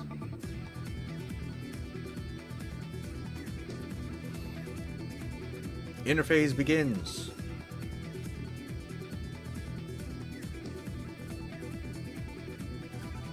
Malthus going for the block on Lagoose to try to stop him from acting. Lagoose going for the block on Hazel. Lorelei throwing the trajectory marker down. Lagoose with a 97, but it's Malthus with a 98! Lagoose hit hard, but Malthus hit harder. And that's Tuason with an 11 to try to taunt Mirita, who rolled a 68. Malthus saved all his energy with those slow dives just to really charge this one up. Goodness gracious, that's Blitzball, baby. You don't gotta roll high, you just gotta roll high enough. Phase ends. We go to repositions.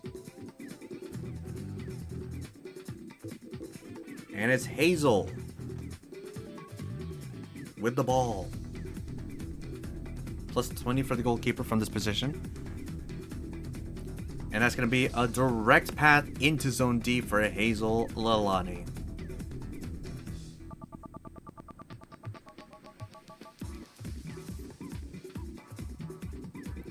Now it's all up to Fawn and Mirita as we go into the final turn to see if they can to set the stage for our final shot. I just clicked on the wrong thing.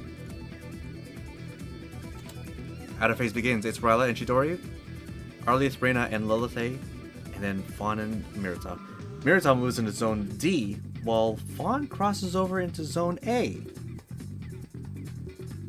Lilith and Chidori moving into Zone C, Ryla following suit. Arlieth going for the block on Lily. 98 for the block. Lily with a 76 is going to get locked down and prevented from moving, while Reyna goes for a tackle on Chidori. Reyna with a 100 at the last second. Chidori with a 59 is not going to be able to get away. It gets dazed as she moves into center field.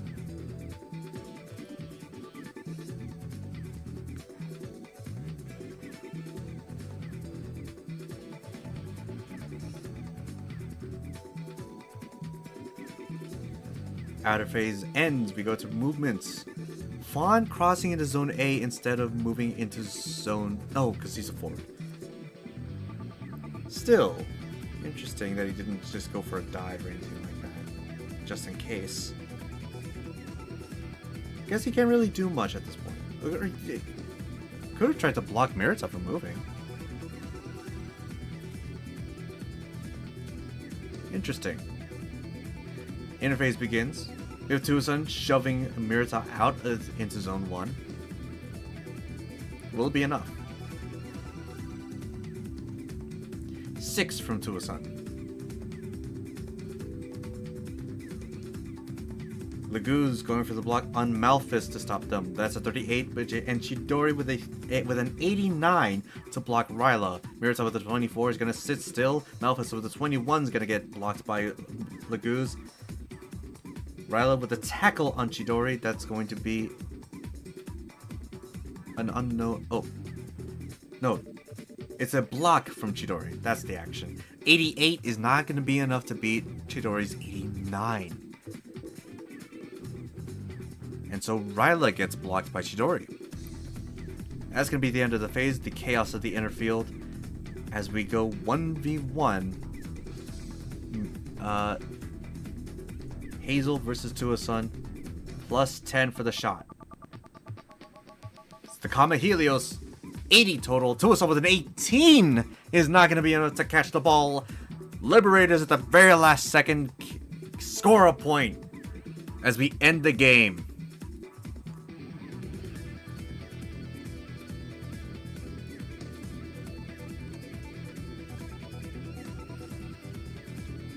Fantastic work from both teams.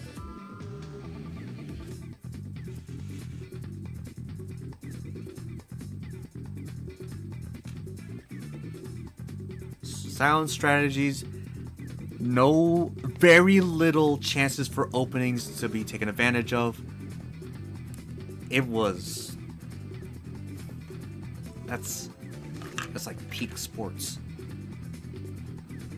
Lots of close rolls too. The 97 plus against the 98. Whew. I love my job. That's going to be the end of the first game. Limsa Barracudas win against the Limsa Liberators 2-1. As we go on a quick intermission and get ready for our second and final match of the Costa Cup. The Confederacy of the Pirates versus the Sharlayan Archon Aces.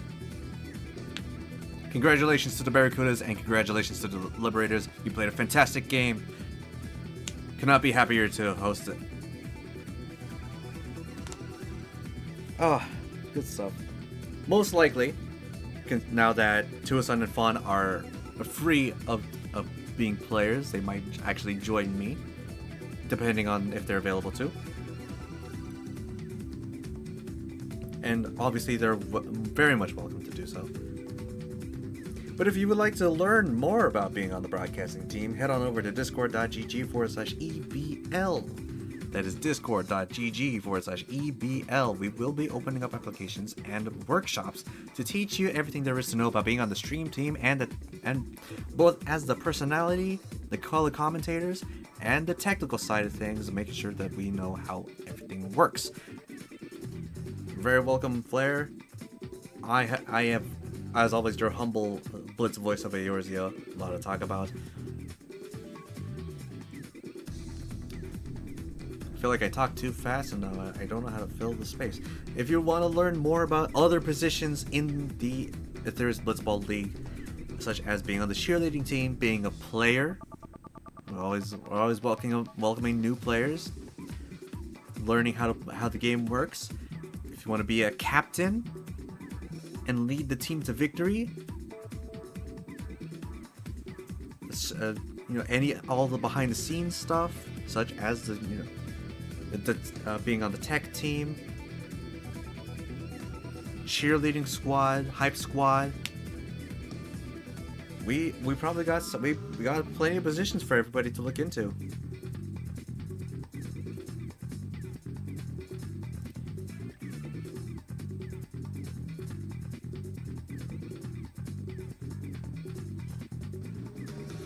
And that's everybody leaving the field.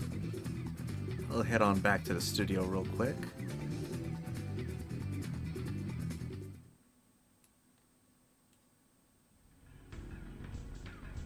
There we go.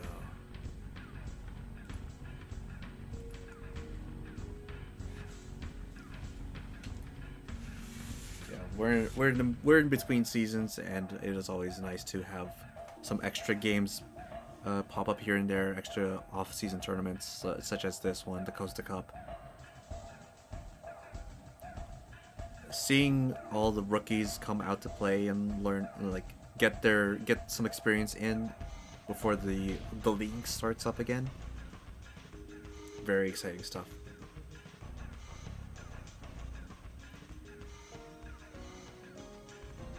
And I'll while we're waiting for what time the games are going to come back, I do want to thank everybody for being here. Thank you for supporting, thank you for supporting the ESN and it's a related events such as the Cross Realm Wrestling, Etheirys Blitzball League, the Chocobo Racing League, and we are in the middle of figuring out the Chocobo Magitech Racing League. So be on the lookout for that.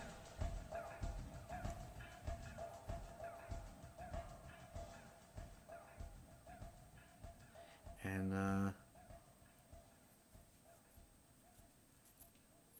yeah, thank you for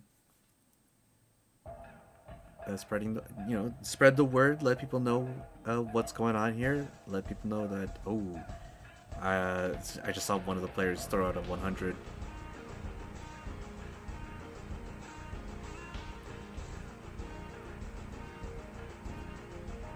Here we go. We got some discussion going on for the next start time.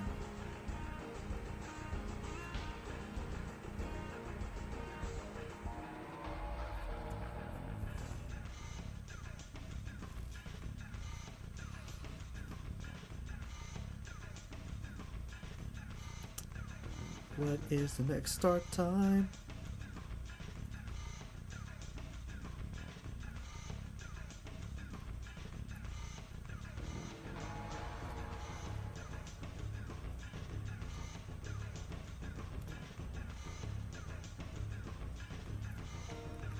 Let's just take a peek in here.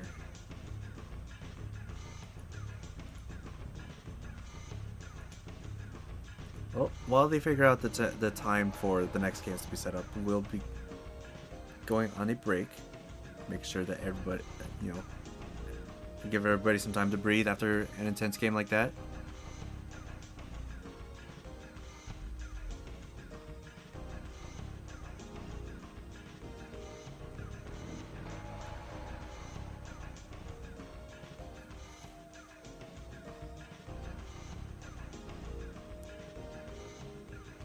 And it looks like the next game will be at around the quarter of the hour to 20 minutes before.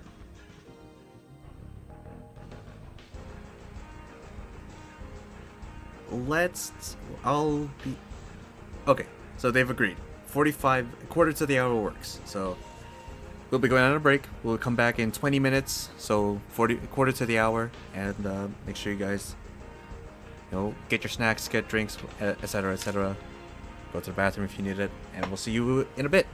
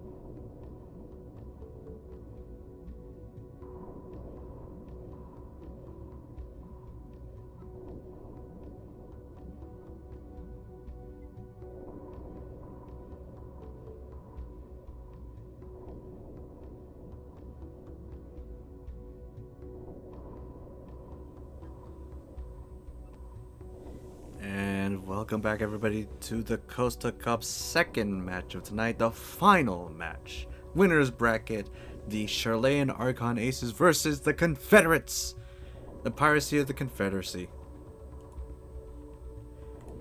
Introducing your lineup as they get ready for players to hit the stage. Your players tonight are going to be, for the Sharlayan Archon Aces, if I can find the lineup. I don't think I was sent the... See if they posted. Here we go. Day 2 roster. Starting us off, we have Valjean for your left forward, Hiyori for your right forward, Kip Skyskip for your midfielder, Zeandria for your left defender, Eos for your right defender, and Momon as goalkeeper. And introducing the Confederates. Your roster is...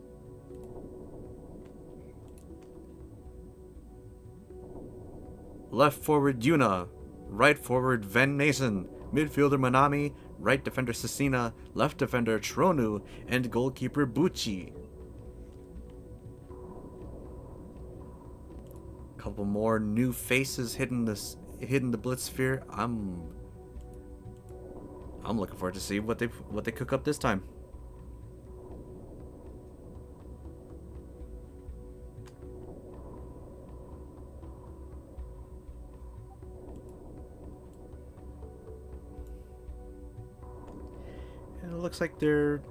It looks like in game they're introducing all the players as they enter. We're just gonna give them time. Get the music going as well.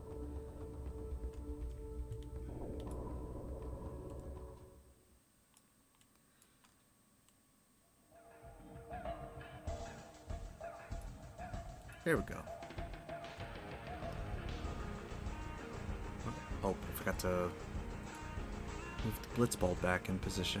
There we go. And great timing as the Pirates of the Confederacy take to the stage.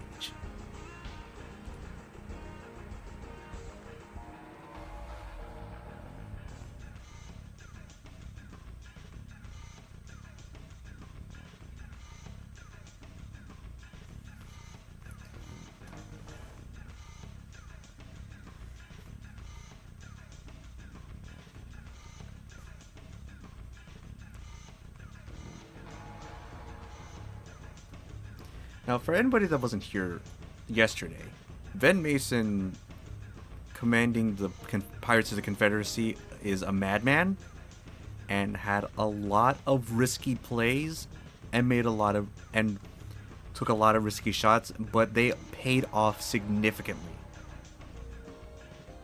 And with players like Manami, Tronu in particular, Yuna, and like every rookie that you see here, save for Bucciarati, who is just joining us right now, they're scary. They played their roles perfectly. And going up against tournament sanctioned players, tournament sanctioned teams, tournament seasoned teams, like the Archon Aces and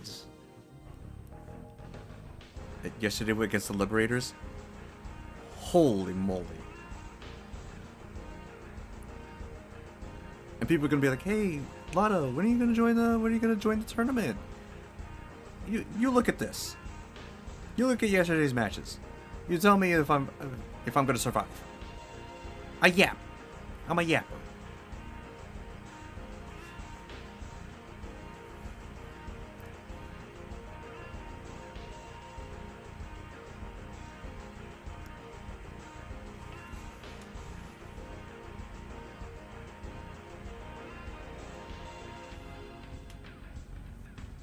I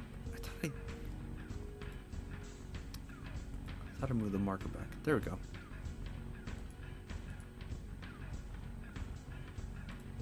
Okay.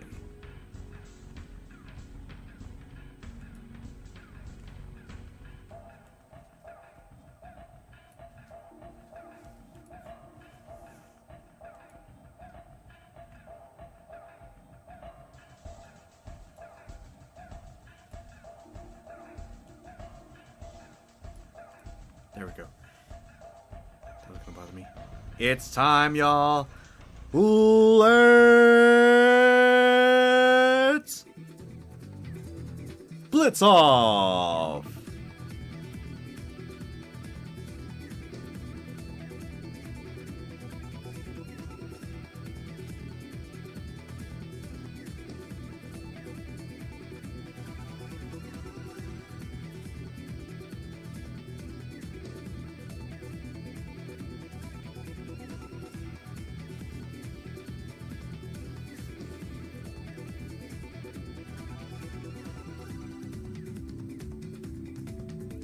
And referees have called blitz off. It is Kip out the gate with a 6. And here comes Manami Tsukino with a 70 to take the ball for the Confederates.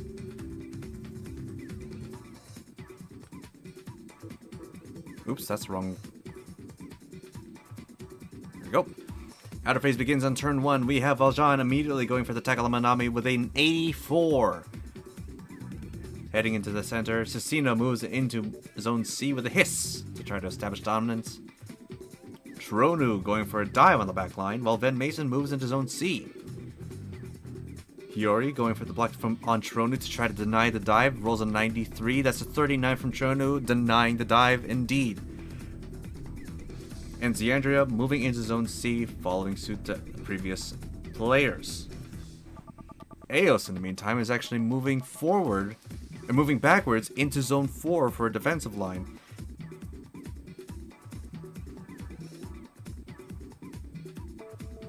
To establish a last layer of defense, as it were.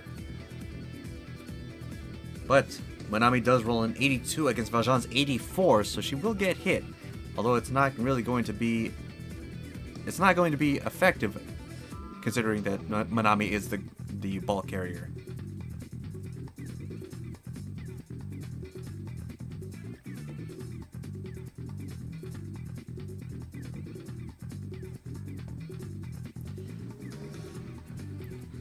Alright, interface begins. Butsarati immediately going for a trajectory, opening a path for Manami.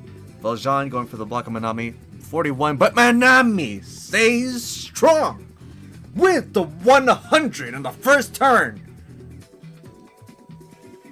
Eos wants to block Yuna to try to cut off any escape. Rolls a 62. Ziandria trying to block Cecina. In the meantime, rolls a 73.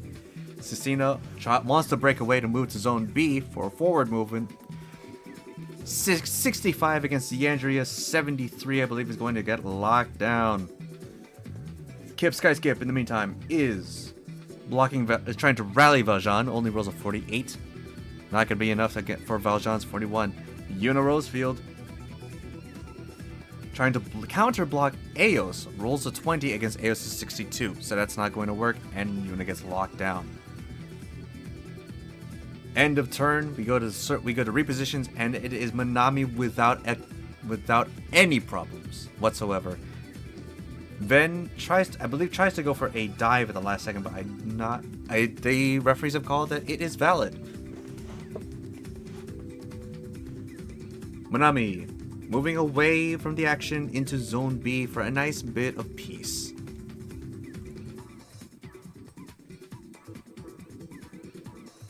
So that trajectory, should it still be used, is open until the next interface.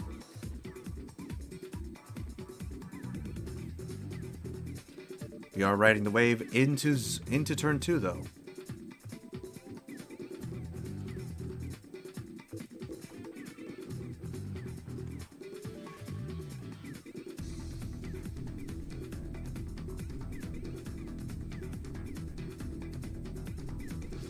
Outer phase begins. We have Manami by themselves with Tronu and Hiyori facing off.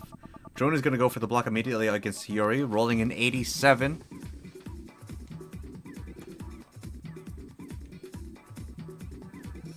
And Hiyori, trying to move away into zone B, rolls a 5 and gets locked down.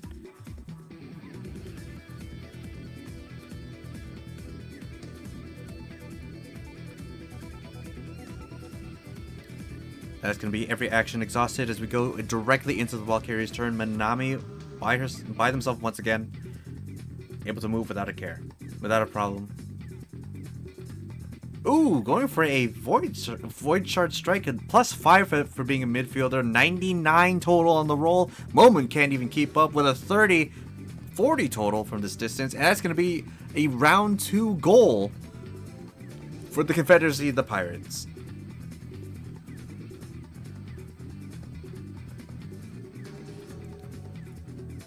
Insanely aggressive play for the Pirates as they reset for round 3. We're immediately going into round 3. And it's going to be Blitz on for the Archon Aces.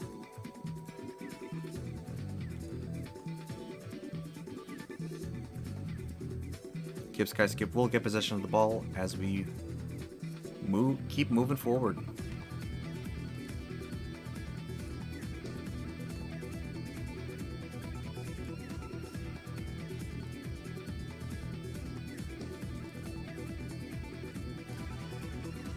Reset begins, ball goes to Kip. Turn 3.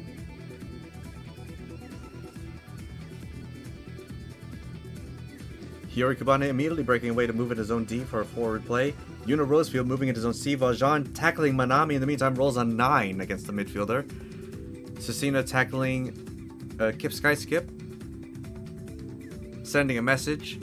92 from Cecina. 29 from Kip is going to get hit real hard with that tackle. Eos moving into zone C as well.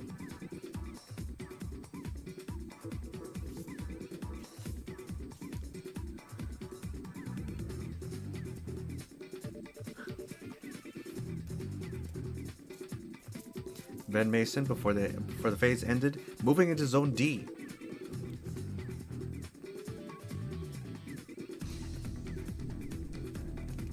I believe that's every action. Don't think we saw anything from Tronu. We did not. And Manami with a 97 is unfazed by Valjean's tackle.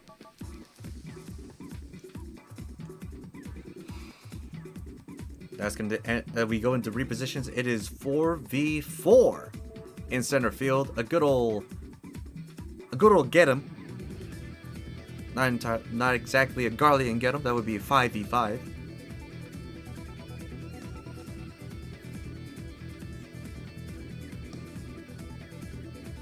Interface begins. We do have Bucciarati trying to taunt Hiyori in the goal zone. As we wait for rolls.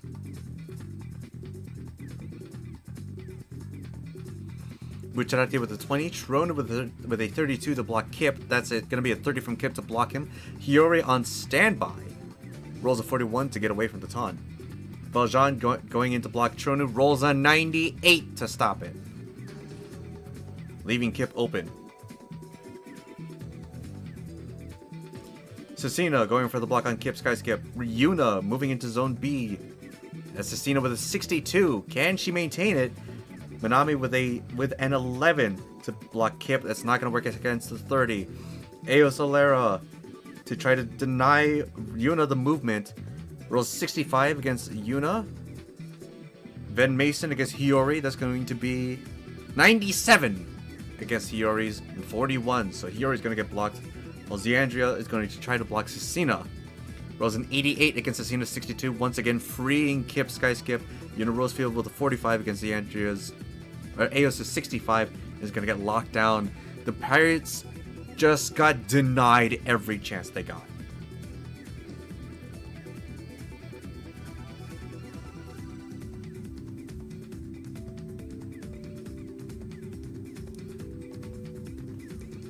Momon could have had a chance to throw down a trajectory, but I don't think I saw any action. So Archon Aces were able to open up a path for Kip Skyskip to move in. However, it looks the option to pass was a lot less viable. They're gonna go for it anyways.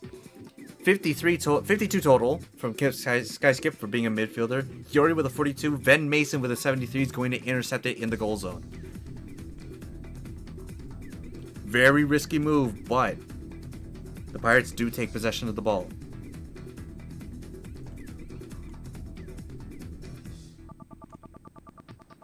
And there's nobody in the outside as we go into turn 4.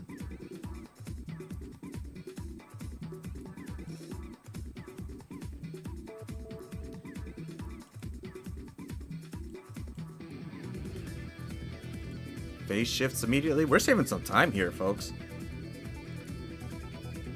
Interphase begins. It is Chaos in the center. Hiyori immediately going to block Ven Mason. 24 on the roll.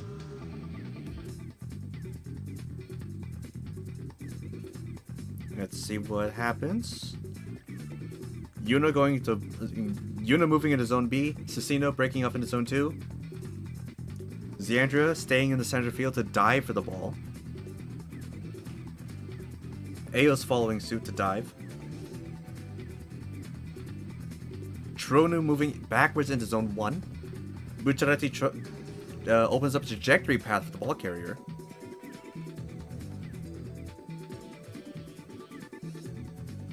Valjean tries to block Yuna from doing anything, rolls a 55 against Yuna.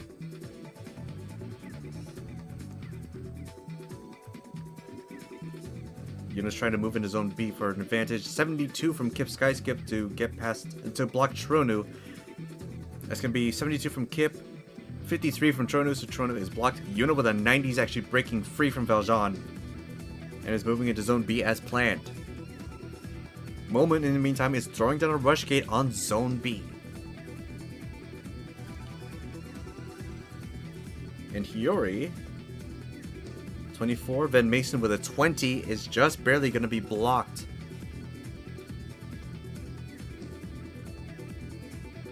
That's going to be the end of the turn. There might have been some last second actions.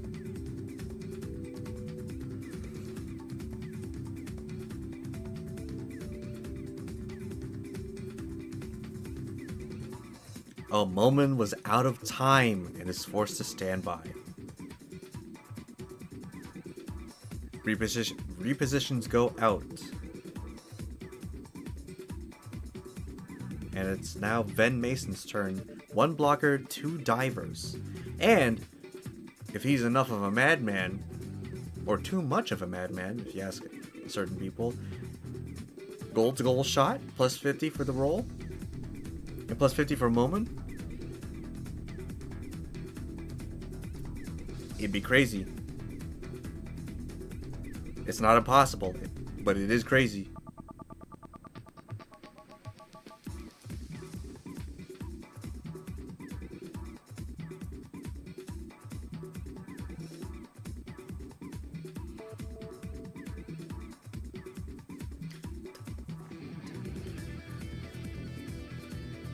And it's going to be a pass from Ven Mason all the way down to Manami.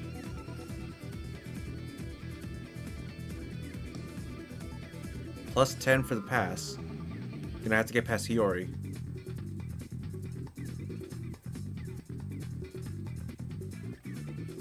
$18. Ooh, Hiyori with a tie roll. That plus 10 really came in clutch. But they are gonna have to re-roll to see who comes out on top.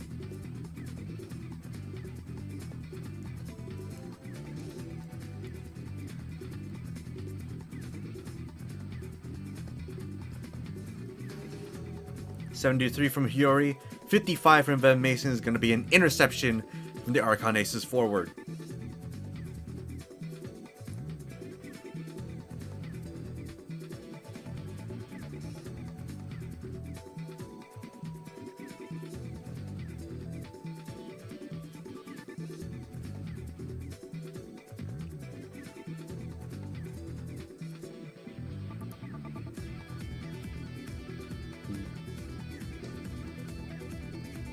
Interesting tactics that going on here, because we did have the 4 Archon Aces in the center, 2 of them diving, while the Pirates tried to spread out, possibly to sort of give themselves more targets to pass it off to and try to move the ball around.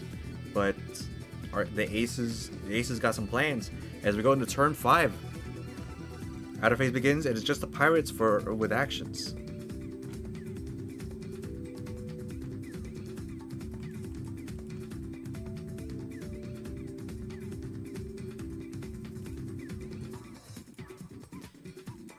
Yuna Rosefield and Sino moving into Zone C, while Manami moves back into Zone D. That'll be their actions, and then we will go into repositions immediately.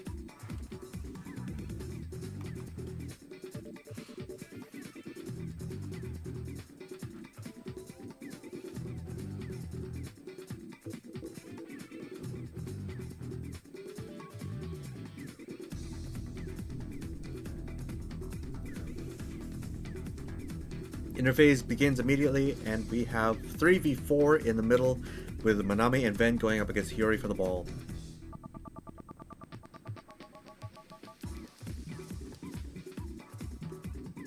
"45 seconds left. It might be a bit of a standoff. Manami going for the block on Hiyori. Ven Mason doing the same. 37 from Manami, 65 from Ven Mason, and 62 from Hiyori is going to secure at least one blocker.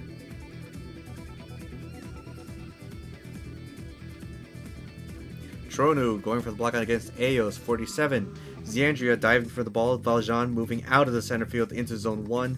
Cecina trying to block Xandria from doing anything. Cecina with a 72. Eos with a movement towards Zone 2, but gets locked down by Tronu. Xandria with a 9 also gets blocked. Moment with the rush gate on Zone 1. Kip Skies keep moving into Zone 1. That's 2 players blocked. Repo going out.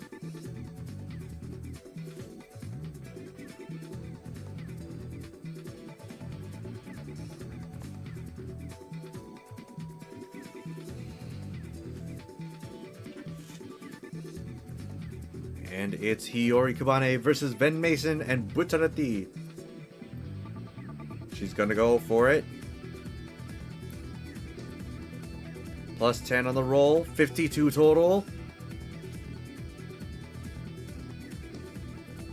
Oh, 52 to tie.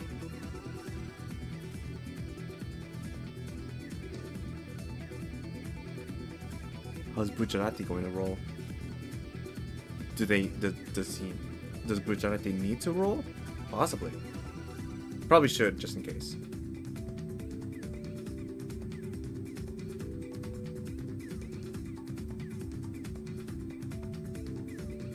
And a 99 from Bucciarati. However, Ven Mason was able to match Hiyori's roll, so they will need to re-roll to break it.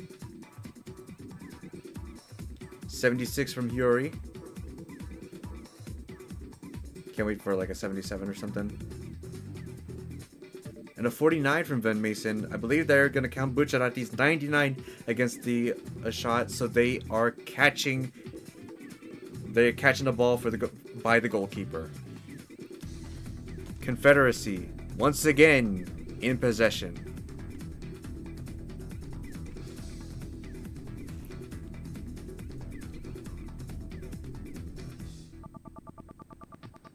And a roll from an 89 from Bucciarati to just to check. I believe to secure. Let's see here.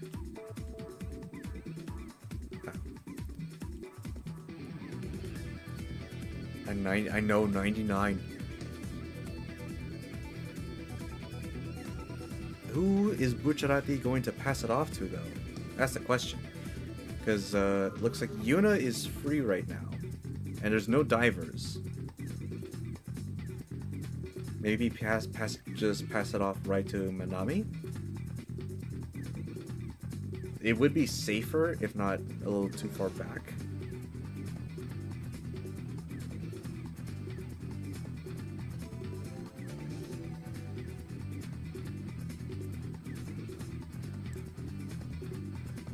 There might be a... Yeah, there we go. Oh. Might be a misclick. And it's a pass all the way to Yuna Rosefield.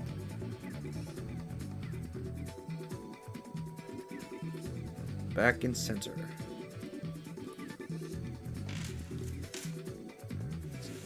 Put that way so I don't fidget with it. Pass goes to Yuna. It is the Confederates' ball. The Confederacy's ball. As we go into round 6, we are in the second quarter of the match.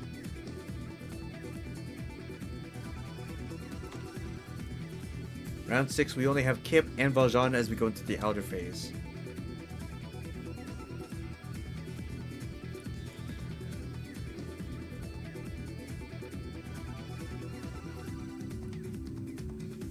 Kip is moving backwards into Zone C, while Valjean is actually going for the tackle on Yuna Rosefield, rolling an 81 against the ball carrier. And the 98 from Yuna means she is unharmed.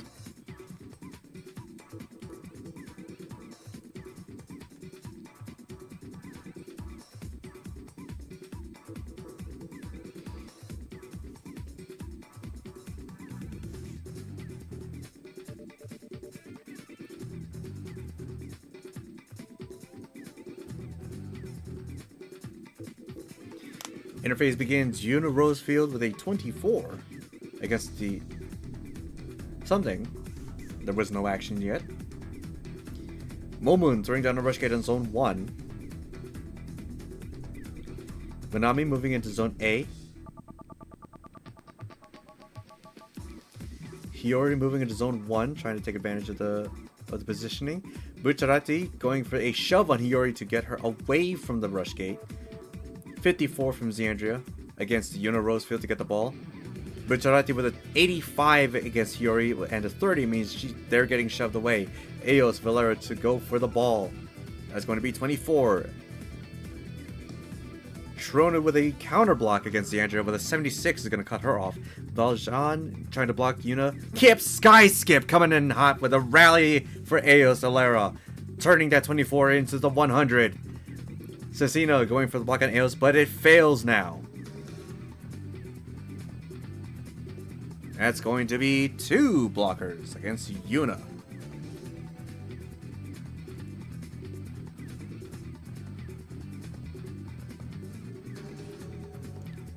And with a successful shove from Bucciarati, I would imagine that Hiyori is not going towards that rush gate.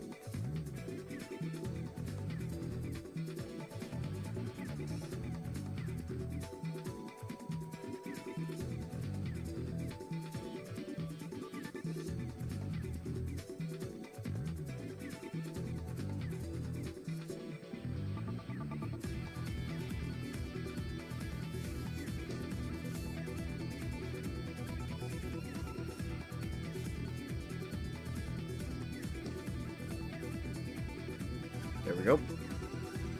Ball carrier's turn. It is Yuna versus 2. It's going to be a backwards pass to Manami. 49 for the pass. Valjean with a 49 to tie.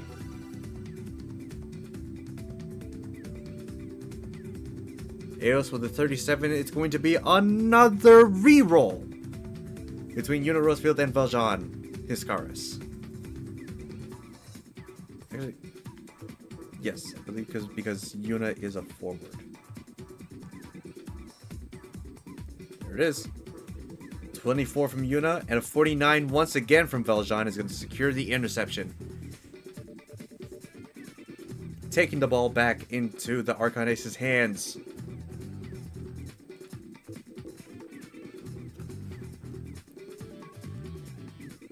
They are fighting for each other. Fighting for each other, fighting each other.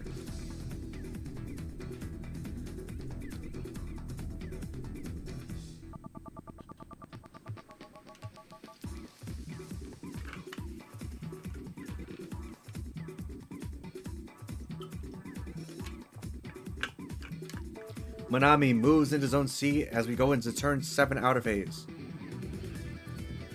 And that's it. And Hiyori moving into Zone 1. Movements go out, and we go into the interface immediately.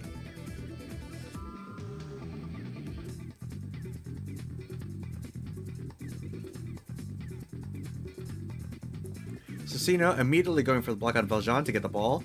28 from Cecina. Van Mason staying behind to dive. Valjean with a 45 gets past Cecina. Tronu going for the block this time. 70 to get the block in. But will Kip Skyskip with the rally? Yes, they do. 47's not going to be able to make it, though. Only bumps it up by 2 points. Hey, Fawn, how's it going? Yeah, we got some updated graphics about an hour before the stream started, but then I was late with the IRL stuff. Anyways, Xandria goes for the block on Tronu, but 27 is not going to be able to beat 70. Bucciarati goes to try to shove. I don't see a shove call from... It must have been a misclick. Xandria tries to block Tronu, fails with 27. Yuna moves into Zone B. That's going to be the end of interface, I believe.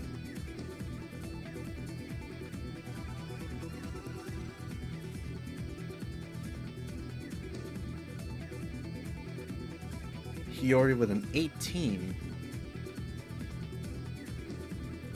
Oh, Bucciarati went for the taunt. That's what it was. And that's going to be 67 to 18, so Hiyori will be dazed in the forward position. We go to ball carrier's turn. Is Valjean blocked down by Tronu? An absolute menace from last night. One of several menaces from yesterday's performance.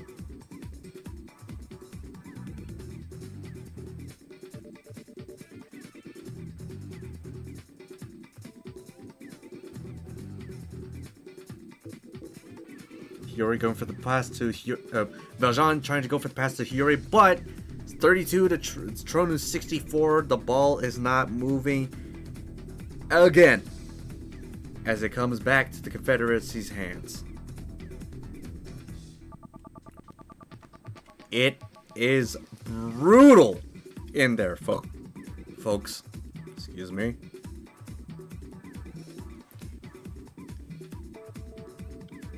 I think most of the Aces players and at least half of the Pirates have been inside in center field for at least 5 turns.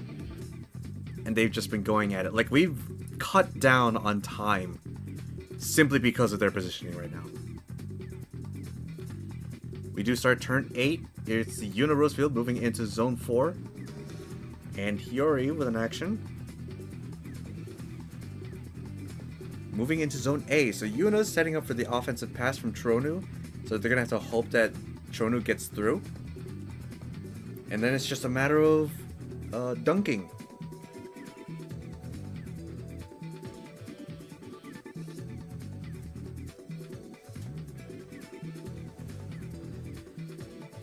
I would imagine that maybe 1 or 2 of the Archon Aces are going to split away from Zone C finally and move into Zone 4 so that if Tronu does pass it off to Yuna, they can... Oh, that's Tronu with a 92 though, so they're going to have a rough time with it. Interface begins. That's Bucciarati with another taunt towards Hiyori. That's an 86 against Hiyori's 64. So Hiyori's dazed once again. Sasina moving away to move into Zone 2. Momo Nasao going for the block going for the taunt on Yuna, rolling 68 against the forward. Manami moving into Zone B. Looks like with the 92 in place, they are feeling pretty safe. Valjean, however, is going to go for the block anyways, rolls a 36. Xandria going for the same, 75, getting close. Yuna with the 39 is not going to be able to resist the taunt and gets dazed by Momon. Skyskip tries to rally Valjean, only rolls a 9 though. And Eos...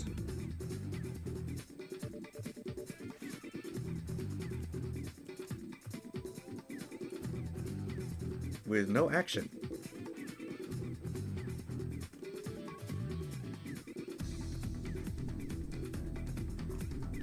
Tronu's free.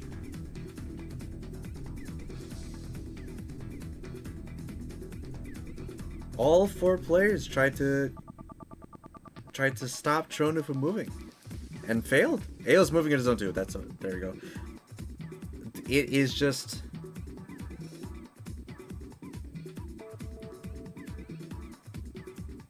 Oh, Trono is wide open to do as they please. Could pass it off to Yuna, who is a forward. Nope, that would force a fumble. Be too risky to go. Would be too risky to pass it off to Yuna because Eos would be able to catch it in the fumble. Or Ven could be crazy enough to do that anyways. It's a pass towards Yuna Rosefield. They're going for the fumble. They've done it again. Three players on the Pirates team versus Eos by themselves. Oh my goodness.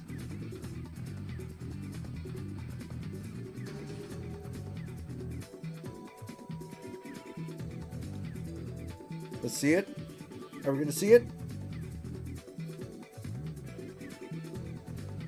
37 from Manami. 31 from Yuna, 31 from Cecina, and 33 from Eos. All pretty close rolls, but Manami is able to secure the ball for the Pirates.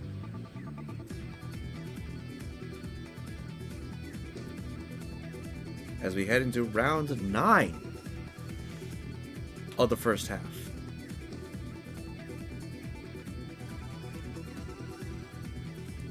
Got a little close there, but they were able to hold on.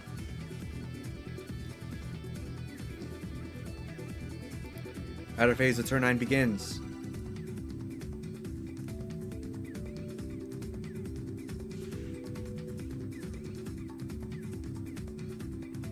Hiyori immediately moving back into zone B. Cecina moving into zone 4.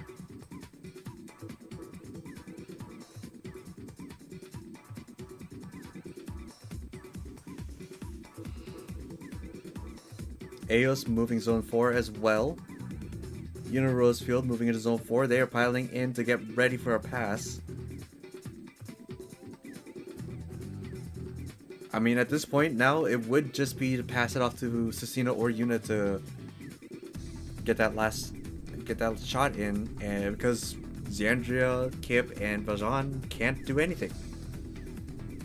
They can set up, probably get some movement going forward, but not much they can do in the next phase.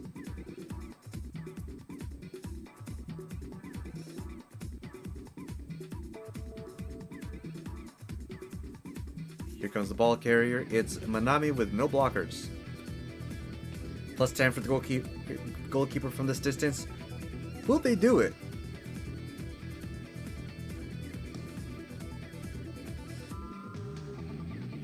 And it's going to be a movement directly into zone 4.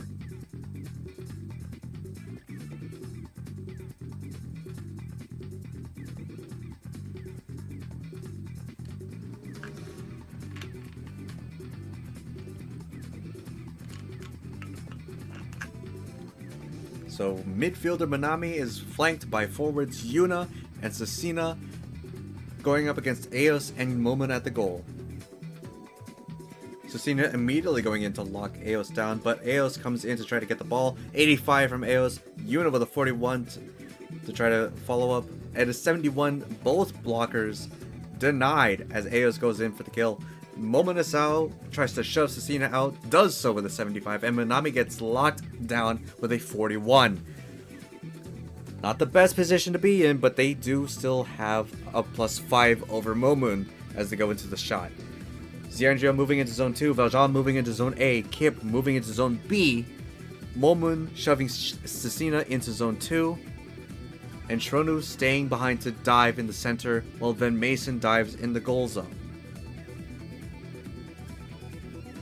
So it kind of was as I predicted. All of the Archon aces in center field finally break off from center to move into defensive positions as we go into this next shot before round 10.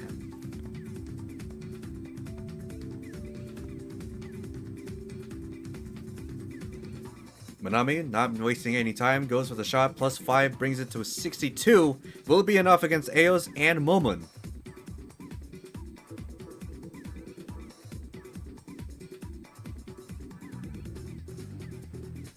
58, just barely just barely getting past Eos, and Momon with a 48 is not going to be able to catch it. That's another point for the Pirates of the Confederacy.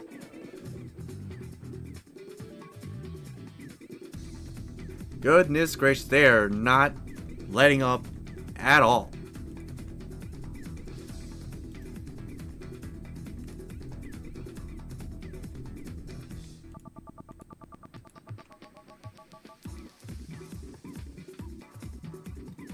That's going to be 2 points for the Confederacy of the Pirates as we reset into round 10, the buzzer round before halftime.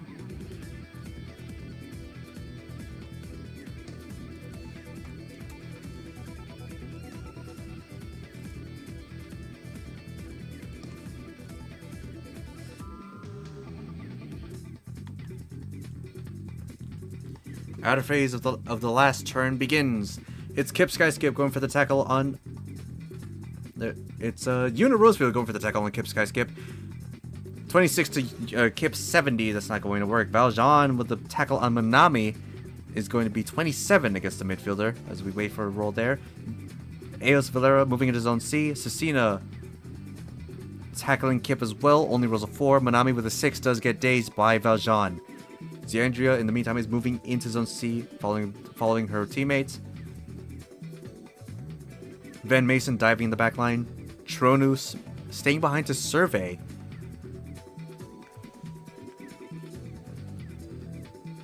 Hiyori moving into Zone C. I believe that's every action.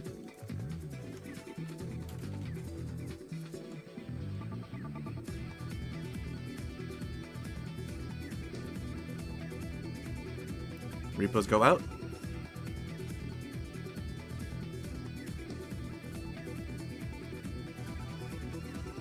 Interface begins.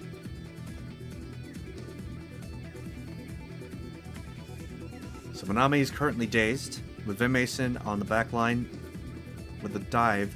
Kip flanked by all 5 teammates. All 4 available teammates, with Momon on the back. Yuna Rosefield going for the block, opening it up. Hiyori with a 25 to block Manami. 43 from Yuna. 12 from Kip Skyskip is going to get blocked down. Cecina tries to follow it up, but only rolls an 11. It's not going to be enough. Manami tries to block as well.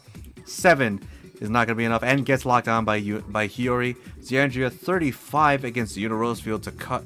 It's not going to be enough to cut it off. But Valjean comes in to secure the denial.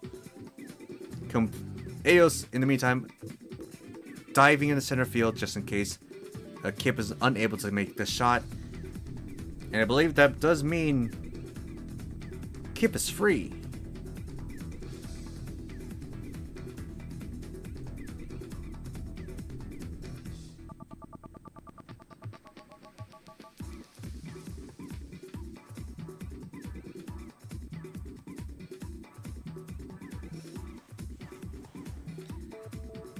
Repos go out. There was no movement to speak of as we go into ball carrier's turn. Kip, with no blockers, has to shoot.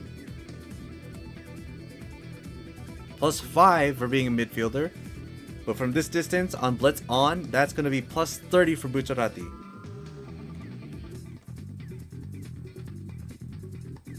And not only that, we do have Vin Mason on dive. Nautilus Job Mark II. 96 total for Kip Skyskip. Ben Mason with a 48 is not going to catch it, but Bucciarati with a +30 on the roll. Tension's high. Oh, 45 +30 is not going to be enough. Last second, the literal buzzer shot. Kip Skyskip coming in hot with a point for the Archon Aces.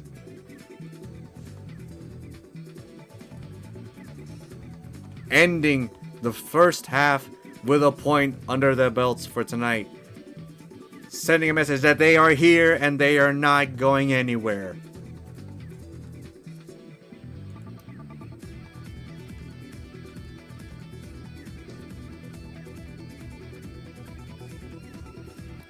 That's going to end the first half of tonight's second match. We go into the halftime break. We'll come back in about 15 minutes, possibly. We'll see how. We will once again come back at 1/4 to the hour. So Once again, we'll go on a break, and we'll see you then.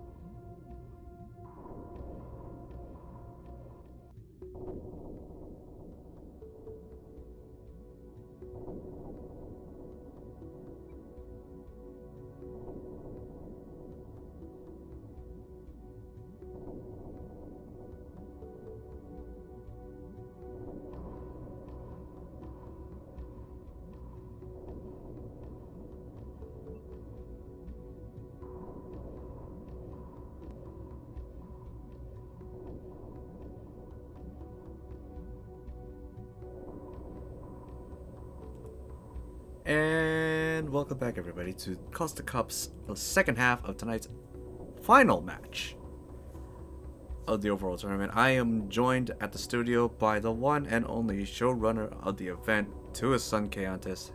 Hello.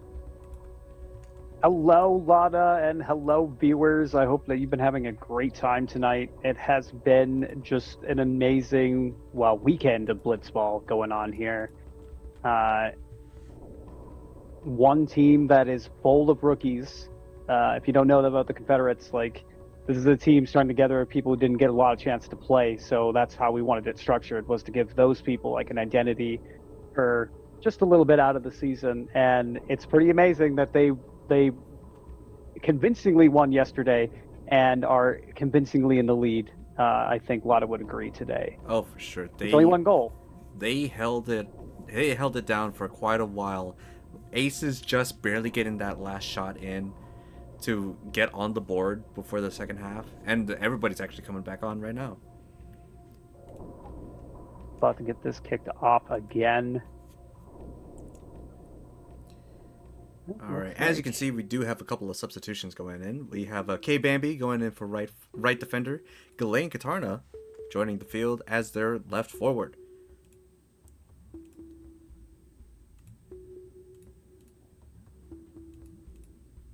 And it looks like we're waiting on their goalkeeper here. There they are, Bucciarati coming back to the scene. Was it Buca or Bucciarati? Bucciarati. I kept going off of JoJo. I think the way you say it is correct. I see. It always just doesn't feel right in my mouth, so I always like to say Buca. I just go for it and see if anybody corrects me. Ooh, it's time. It's either. Thank you.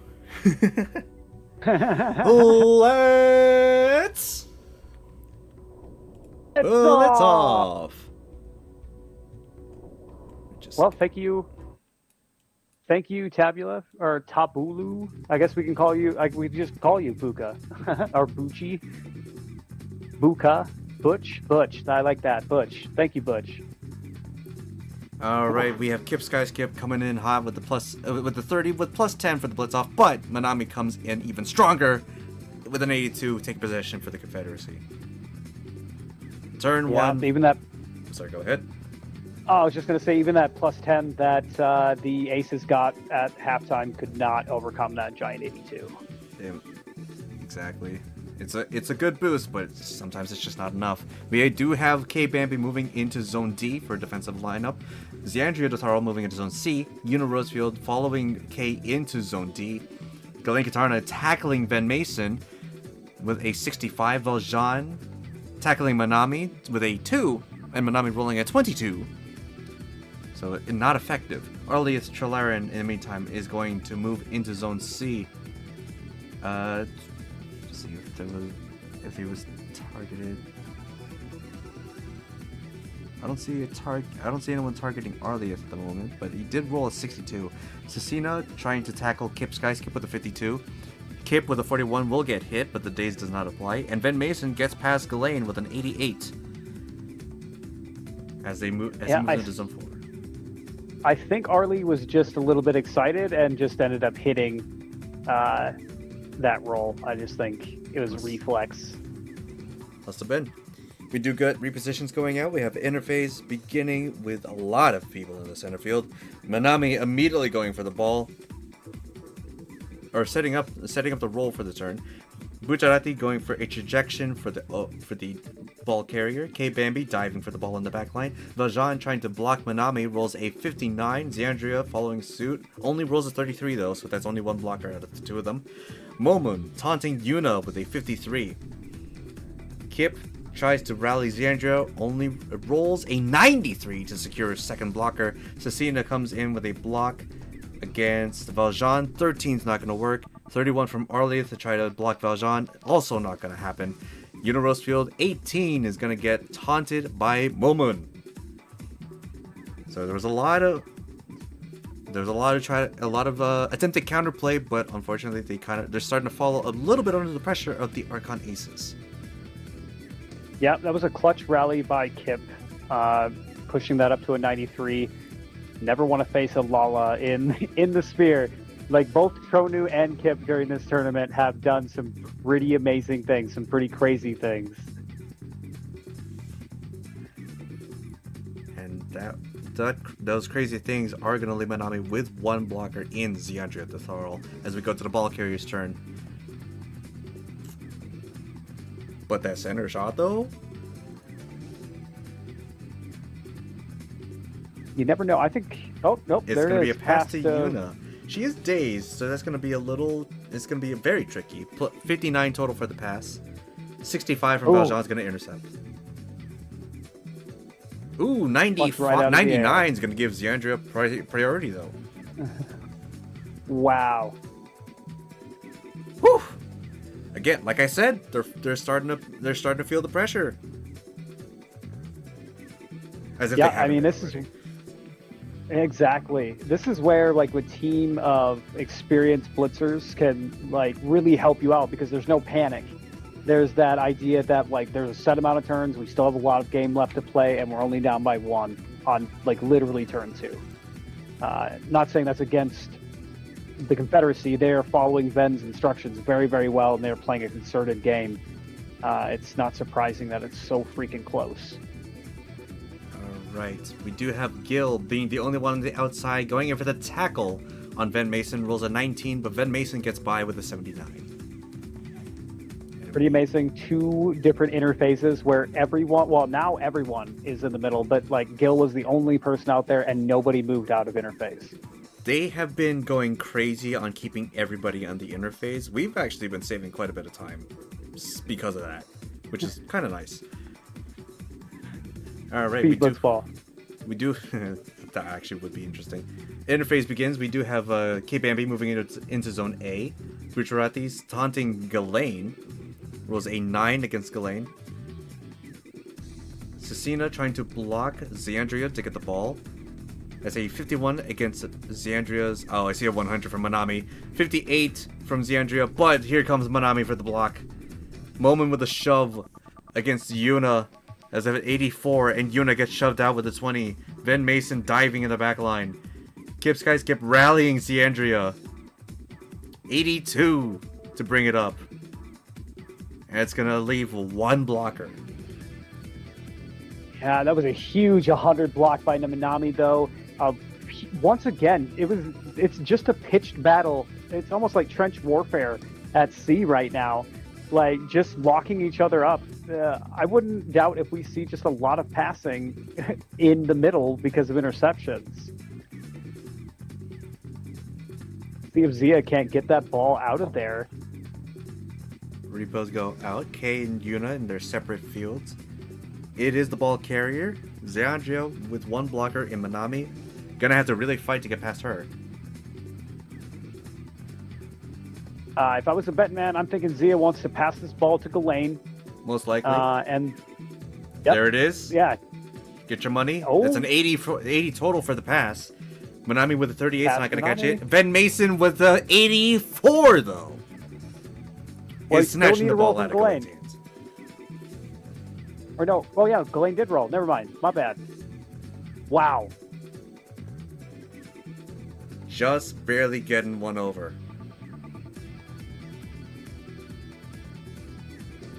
Actually, I think that was from Gujarati taunting.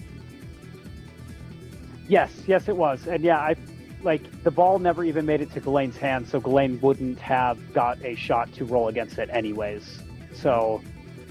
All right. We start turn 3 with an advantage for the Archon Aces. K, Bambi, and Yuna on the outside. K's going for a dive while Yuna tackles K. 74 from Yuna, and K is dazed with a 39. Yeah, you're right. This is a really quick game with these outer phases just kind of ending. Round timer, round 3. Rebos go out. And immediately into interface.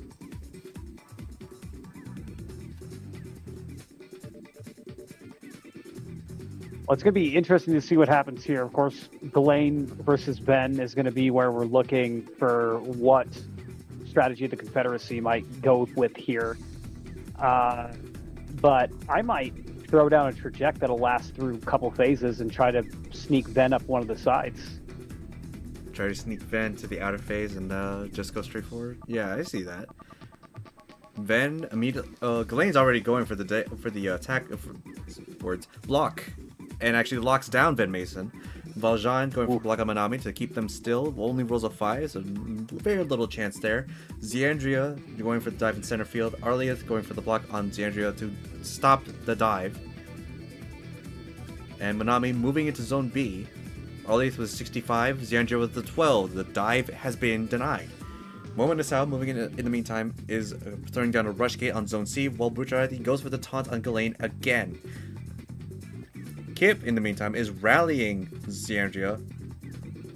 As 74 for Xandria, so she is still diving, and Arlieth's block has failed. Bucciarati only rolls a 3 against Ghislaine, so that's not going to work. I mean, it was very good game play here. I think the plan was that Ven doesn't believe that they were going to take out those dives. I think that he's seeing the way the dice is going, and so is pulling Manami back so that he doesn't have to pass against anything except for Gil. And if Gil does intercept it, at least he will be right there again on defense for another chance at a shot for the Archon Aces. Ven knows what he's doing, and the rookies are really following his lead. Yeah, very good calling. Very good job for the rookies of following. Oh, do we have a tie roll? Oh, just a roll. Got it. Vajan, I believe, was trying to... Oh, Vajan was trying to go for a block. So Vajan rolled a 5, but Manami breaks through with a 48. Right. Ben Mason going for the pass. 97 plus... 97. Wow. Well, it's got to be plus 10 because Ben's in his own goal, and only defenders can go there. Yeah, Gil is really out of luck in that regard. Well, no, 107 total against a 32 is uncontestable, really. Yeah, it's an auto-complete for sure. Pass goes to Manami in Zone B. So exactly what I thought they were doing. I might have brought... Like, Manami's going to have support on the right side, but you're going to have somebody against him in K-Bambi. But if Manami would have gone up the other side, and they would have had a trajectory open. But then again, I don't even know what did Butch do last round? I think it was a taunt to make sure. Okay, so that's why they're going there. Yeah, so that's actually a good call. So started turn 5, we do have Yuna moving into Zone D. K-Bambi trying to block Yuna from moving. That's 36 and 38 from Yuna, just barely getting past. That's going to be the end of the phase. We have Manami by themselves with the ball. So it's either going to be a bomb pass to Yuna through what I assume, that one dive. They may take that, or gonna have to go into C back into that pile up. I'd pass. I would risk the pass. It's a midfield pass. 10 total from Manami. And a 92 from Zia is going to easily intercept the ball for the Archon Aces in center field. This is where it comes in clutch to open up your divers. So Hip, using that rally on Zia, instead of going, could have gone for a block as well. But either way, freed up that diver. And then a phase or so later, it came in very handy because now the Archon Aces are back with the ball at center. Yep. Could be the chance. Bucciarati taunting Ghislaine. 17 from Bucciarati.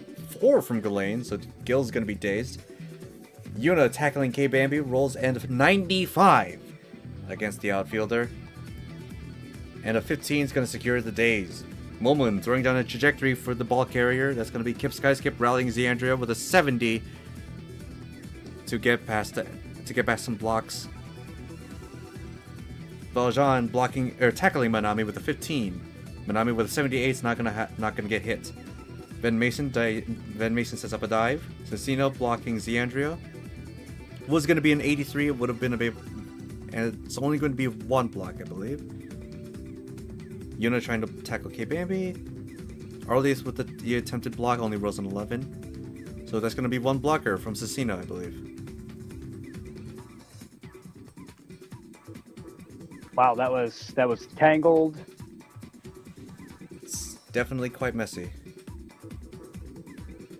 But you're absolutely right. That rally from Kip this time was high, but it was not high enough to get past Cecino's block. All right. Well, Zeandria does have a choice to pass it off to Ghislaine. Either way, Zia's gonna have to contend with Cecino to get the ball passed. But absolutely, if it goes to Ghislaine, it turns into a fumble. But they do have advantage in numbers in that position. But Valjean would have to go up against Manami in the coming turn. Yeah, honestly, like I know that pass wasn't successful and I would have passed, but I would definitely pass to ball. Exactly. Yep. 42 total. And then 81, the ball is not moving once again. Ooh. The rookie Cecino in their second game ever. They picking that ball off in center. These teams have been brawling in center field. There's going to be a monument placed right there in the water to commemorate the battle that just happened here in the center right now, because this has been insane. Oh, this is turn 6, not turn 5. Is it already turn 6? Goodness. It's been going quick. It happened again. Literally turn 4 to turn 6. I forgot to change the number. Alright, we have Gil immediately going in for the tackle on Van Mason. Rolls on 90 this time. Manami Tsukino going for the block on Valjean to get the ball. Nope, to lock them down, rather. 82 from Manami, and Van Mason with the 54 is going to get dazed by the tackle. Valjean wants to move away into zone 2, but will he be able to get away? 90, it's a tie. Nope, it's 82 to 90, so Valjean will be breaking free. Then we had Yuna moving to D, and then K moving to C, pretty much right off the starter there. Really fast moves there. Yeah, they're not wasting time. There's a plan. Yeah, K wants to get in there to make sure that Cecino gets locked down. And Yuna is getting ready to receive the ball. If this pays off.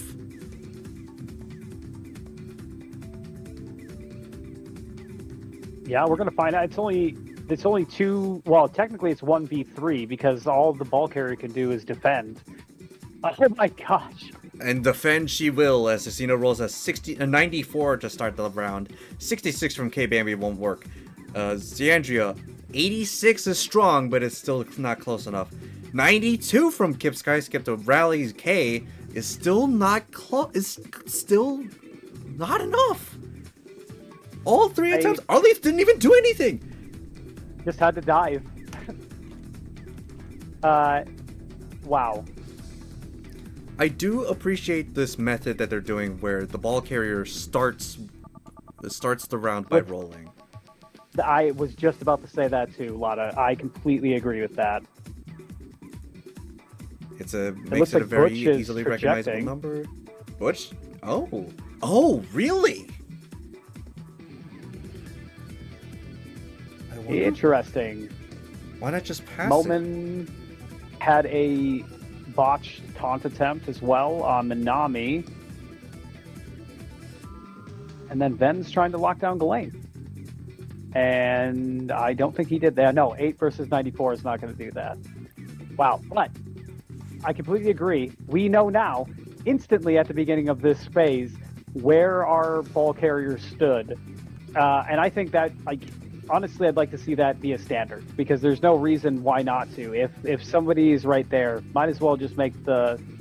I can see like a tactical way where it may be a disadvantage, but it also makes it so you don't have to wait. Huh. Yeah, she's just taking the trajectory and moving all the way into D. And now it's just a matter of everybody setting up for the crackback. Yeah, and they're going to force it into another turn by staying in the same phase. So we are guaranteed that this game reaches, like obviously it would have been turn 7 anyways, but it's going to reach turn 7 interphase. So they also, with a lead, are making it so the game stretches out a little bit, which is completely legal and completely something that you should do when you only have a slim lead. It's basically defense while you're playing offense. Yeah. Alright, we do begin turn 7. Manami is going to try to block Gil with a 92, while Valjean moves backwards into zone 1. Monster block by Manami. And Gil with a 35 is going to get locked down, who tried to tackle Arlieth Trilarian in the center field. Not to say that Arlieth is still free. It's 1v3 in the center field right now. So he's in a little bit of danger. Yeah, 1v3. If I was Ben, I would still, on this interface, have Arlieth dive for that ball coming back, and I would just hope that Arlie outrolls all three of them in the middle who might try to block him. Exactly. K Bambi moving into zone A. Not going for the block. Zia moving into zone 2. Kip moving into zone 1. They're leaving it. They're leaving Arlieth alone. Very interesting. They probably have a different strategy to try to get the ball down quicker. There are ways that you can use those strike zones and not using the goalkeeper in order to get your pass game up. Ooh, and here comes Yuna moving backwards to tackle Valjean, 90-24, dazing the outfielder. Moment, however, is trying to go for a shove, only rolls a 10, so it's not going to work. No matter what they want, Cecina's there with a plus 10 because Manami is our midfielder, so this is as good of a shot as you're going to want to have during an interface. Repos go out, and it's just Cecina. It is just a showdown between Cecina and Moman. Will the rookie dice carry through? Probably. Unfortunately, rookie dice are scary. Rookie dice are very fickle creatures. Very fickle. With the plus 10 for the shot. Oh, 104 is going to guarantee the goal. Wow. Woo! Oh my goodness. And Moman with an 11 is blown out of the water. I just want to say that Cecina literally learned this game last week. So if you're out there and like wondering about this game, that's how fast you can learn it. And it's much better when you play the game. So like this is a lot of fun to do. It's a lot of fun to call. And that's just proof that you can definitely learn to do this really quickly. And be good at like it. Cecina. And You just, could be just like Cecina. demolish everything in your way. Justin Mel, I'm glad to hear that. Very glad to hear that. Instruction is what I do around here, besides for like the stream where I'm Marcus, but tonight I'm Tua. But normally I'll be here with Lotta as my alter ego. But people learning Blitzball, I love it. Alright, we do reset it into turn 8 outer phase as everyone's in position for more chaos. Yuna going for the tackle on Kip Skyskip. Arlieth surveying in his position. Ben Mason staying behind to dive as well. Valjean tackling Manami. Okay, Yuna against Kip. 61-20. That's a daze. Cecina.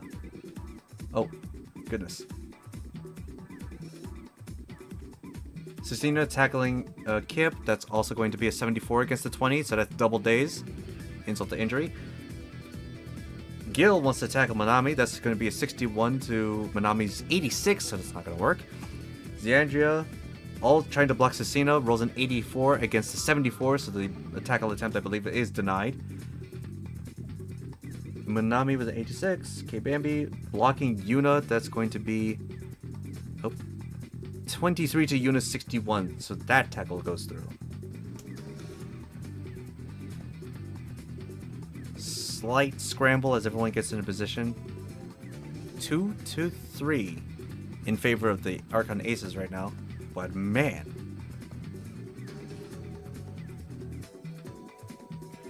Wow. Yeah, they have 3 total turns. Well, technically 2.5. And they need to get 2 goals. And it's only possible to score once every turn. So this will be interesting. Alright, we go to the interface. It's Yuna going for the block on Kip Skyskip, rolling a 36. But Kip is maintaining a strong hold of the ball with a 59 as Manami is also failing to get through. Moment in the meantime is throwing a rush gate on Zone C. Bucciarati doing the same. Gil trying to go for the tackle and Vin Mason to daze the diver. Rolls a 52. Gonna have to wait for Ven's response. 61 is going to get past Gil. Valjean is moving into Zone 4 as everyone's actions resolve.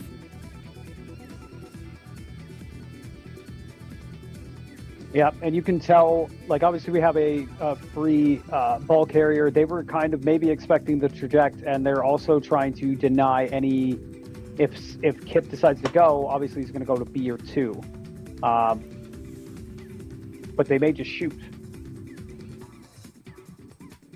Valjean trying to move into Zone 4. But let's see if Arlieth intercepts. That's a 57.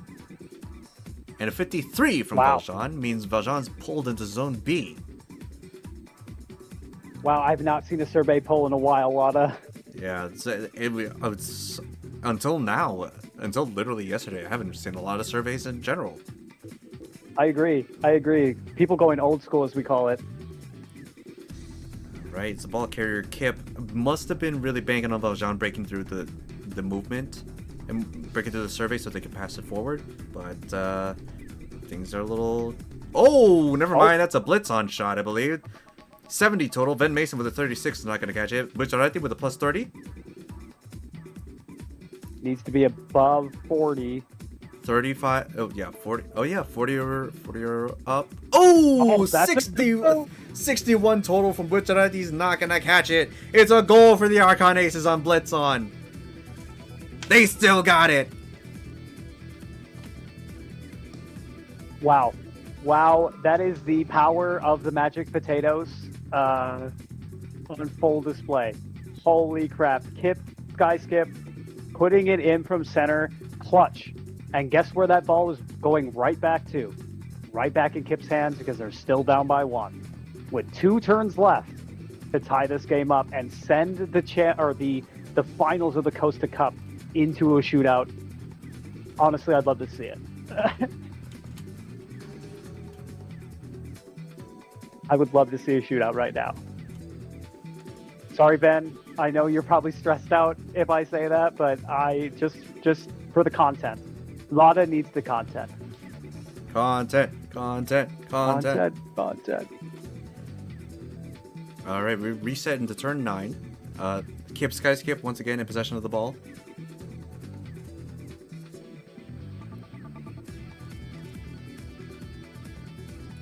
Okay, there's some heat going in.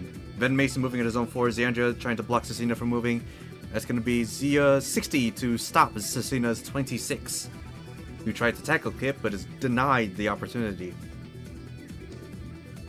Yuna Rosefield to tackle Kip Skyskip as well. 40 against Kip's 62, so it's not going to work.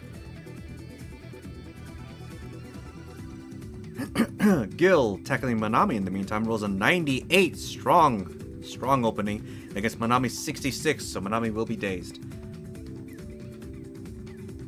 Ven Mason moving into Zone 4. Valjean tackling Manami as well. Rolls a 84, so double dazed. K-Bambi moving into block Yuna Rosefield does roll a 74 to stop Yuna. Wow, quite a tangle.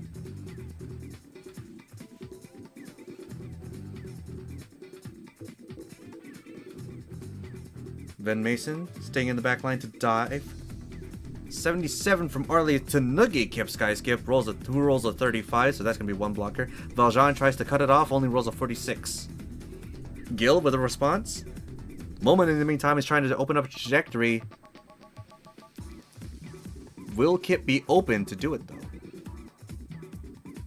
Gujarati throws on a rush marker on zone B, while Manami tries to go for the double block and only rolls a 23. So only one blocker so far. Gil still has yet to respond. 66 against Arlie at 77 is not going to be enough.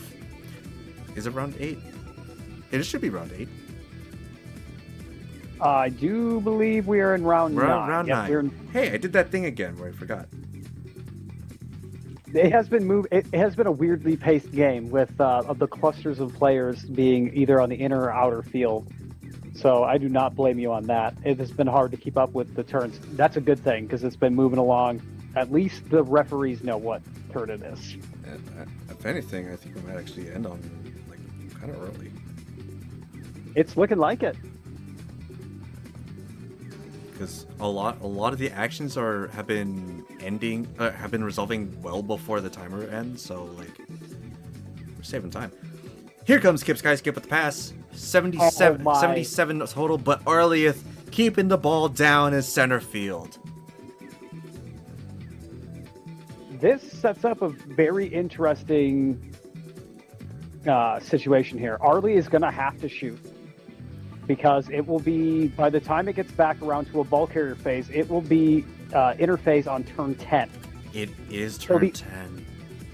The only chance that the Archon Aces have to get this ball back is to get Arlie blocked, intercept that ball either in the center or with one of their divers behind, or Moman grabs the ball, and then throw up a miracle shot for the buzzer shot. This is going to be interesting. Now, here's the thing. I did just mention that we might end early because of how fast these turns have been going. RNG might say otherwise. Cecina going in for the tackle on the Kip Skyskip rolls a 6. Yuna going for the tackle as well against Valjean. 76 against Valjean's 48 is going to daze Valjean. Kip Skyskip with a 42 is going to get past Cecina. Zia with a block on Cecina cuts off the tackle completely with an 88 against the 6. K Bambi with a block on Yuna rolls a 31 against Yuna 76, so Yuna will be moving in.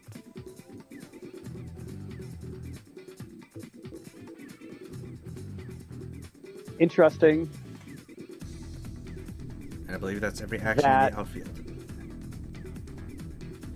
Ooh, here we go. Z and K are both defenders, right? I believe so. I can't believe that they didn't set up any... oh, wait, because they're going down the other way in the field. The Aces have the ball. Forget Tua right now. The Aces don't have the ball. Arlieth has the ball on the Pirate side. Oh, yes. So why... Okay, so I had that marked wrong on my screen. I personally... Gil's going... Oh, Kip rallying Gil. Turns that 10 into an 81 to get past Arlieth for a block. Valjean trying to go for it doubles down on it, rolls a 66 to get 2 blockers in. Manami with a 20 to try to cut off one of the rolls. To try to rally, only rolls a 20. Yuna Rosefield in the meantime tries to go for the block on Valjean, only rolls a 4. So Arlieth is currently locked down by 2 of the Archon Aces. I think this is what they were going for.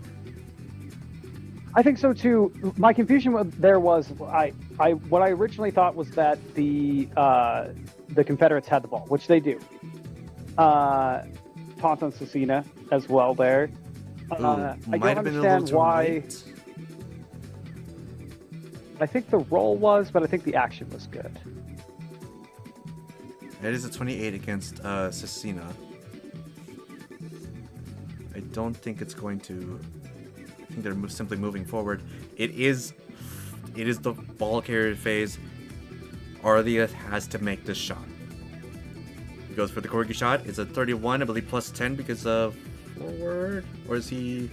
No, he's defender, right? He's defender. He's defender. So just 31.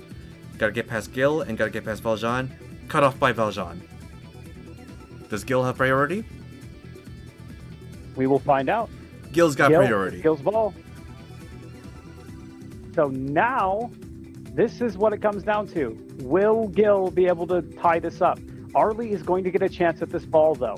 The rules of the buzzer shot, which is what Ghislaine is about to take, is that if they were in the middle of a block battle with the ball carrier gets a chance to block. And I do believe Ven is also diving in goal. Yes, he is. So 3 people to make it past for Ghislaine to take his team into a shootout. Oh, imagine if the rookie team has their first shootout. That'd be so cool. Come on. He also has plus 20. Oh, doesn't even make the distance. Arlieth keeps it down. It's over. It's over. Insane. The Confederacy, who brought this game to the Limsa shores and started the international Blitzball competitions, is taking back the trophy and proving, even when made up of a team of rookies, that they did it first and they might do it best. It's literally in their origins. It's in their blood. This is what they're here for. They literally made the game. They literally made the game. Ref, judge. Judge, they're cheating. They made the game. I have to agree. I do believe that's Laguz, my co-captain over in the Barracudas, saying that's amazing. The rookies in Confederacy took the Costa Cup. I couldn't agree more. Against some of the best teams in the league, and I'm not talking about my team, even though they are, because I love them. But definitely 2 teams that were powerhouses. They beat the Liberators, who did not lose a single game in the regular season, and were number 1 in goals scored, and they beat the Aces, who I do believe were also undefeated. Oh. So number 1 and number 2 teams by a rookie team from last season to come and take this cup. That's amazing. Literally went up against top seed. That's crazy. Wow. Oh my Great job goodness. overall for everybody. Lotta included in that. Jesus, so good. Okay. I mean, big congratulations to everybody tonight. Oh, this event was so fun to commentate. Thank you once again for inviting me. It just wouldn't be the same without you, Lotta. And I know, you've become humble in your old age. By the way, I've known Lotta for almost. Yeah, see, I knew he was going to get that reaction. I've known Lotta for almost half a decade now, and we've been working together since my rookie year. I was on stream with Lotta and saw him as this huge figure. But seriously, it takes everybody. It takes all the teams, and I can tell you, I've heard so many stories. I've almost been in tears 4 times during this whole event because I think that it proved that at the end of the day. Sometimes when there's nothing real on the line, obviously there's bragging rights here. There's no World Cup. You just need these refresher games because it really revives that love of this game. And we are so privileged and humbled to have brought that at the end of this season. It was more than we could have ever hoped for or imagined. So it's been amazing. And congratulations to the Confederacy. Wow. Huge props to everybody.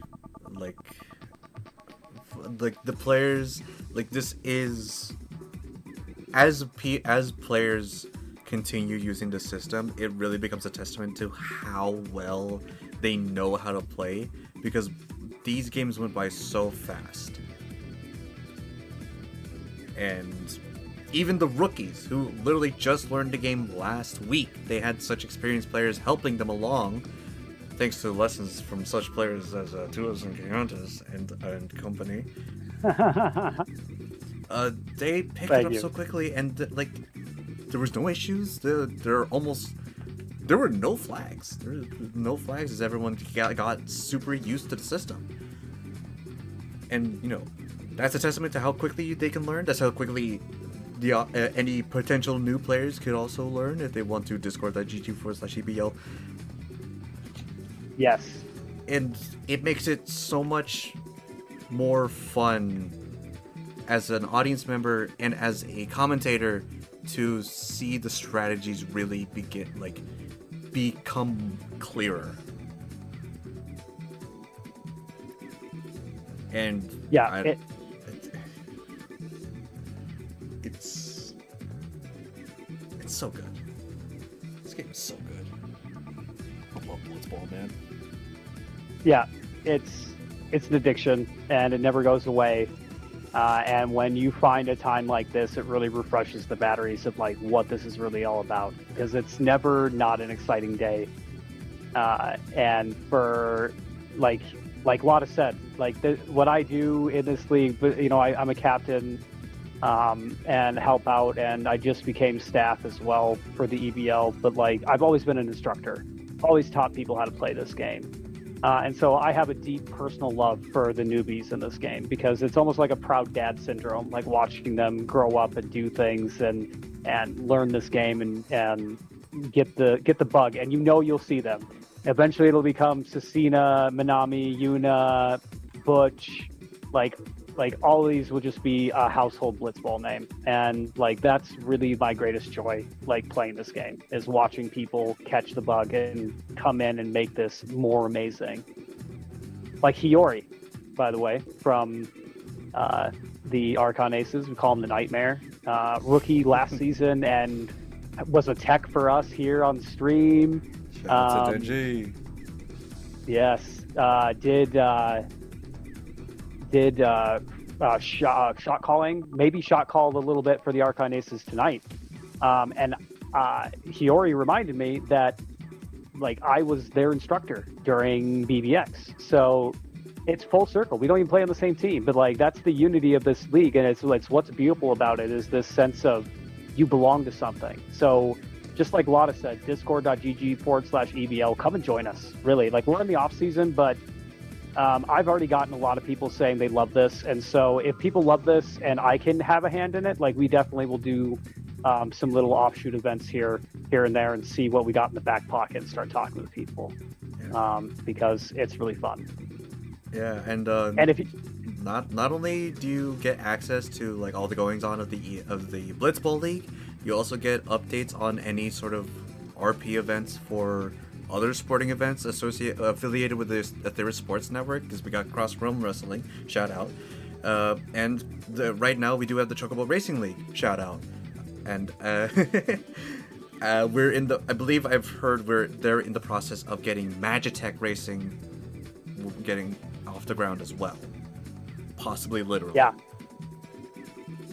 Yeah, and like joining the Discord, our Discord server, will get you a connection into the ESN, all of the other events across the Etheirys Sports Network, which is what you're listening to right now, by the way, are advertised right in there. You can join their servers, Chocobo Racing League, Magitech Racing League, wrestling leagues. There's a huge community here, just like Lotta said, and it's all amazing. It's all full of familiar faces, and go out there and make it happen, because it's a very vibrant community, and we would love for you all to come and join us. The details on what specifically the Magitech is lost on me. You might have to go into the Discord to find out and ask around. Maybe say hi to future potential teammates and all that. You know what I mean? It probably does encompass like any sort of Magitech vehicle, probably like the Armadeus and the Regalia and everything like that. I would think so too. I honestly don't know either. I couldn't imagine it being a running race between like Reapers or something, or what?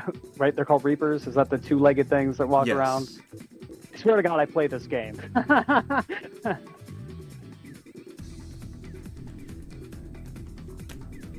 wait, I forgot I was still on screen. I just started changing text channels. But yeah, that's might as well switch to the studio as well. But yes, thank you. It's been amazing. Yeah, it's been a very amazing experience this weekend. Thank you again. Thank you for. I guess right now would be sign off phase, right?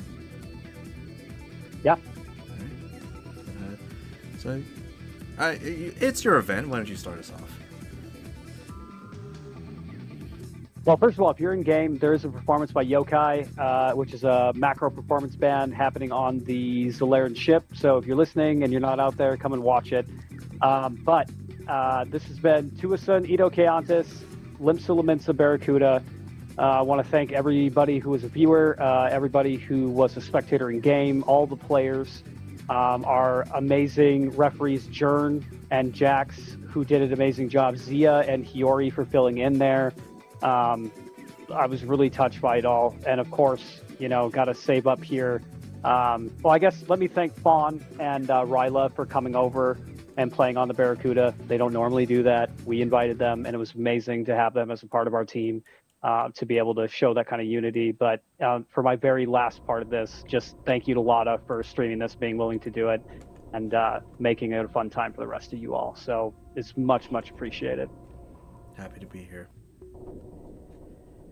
And thank you everybody so much for watching. Thank you so much for being in the chat. Thank you for supporting the channel. The Etheirys Sports Network is always happy to welcome everybody into our little role-playing corner of Final Fantasy XIV.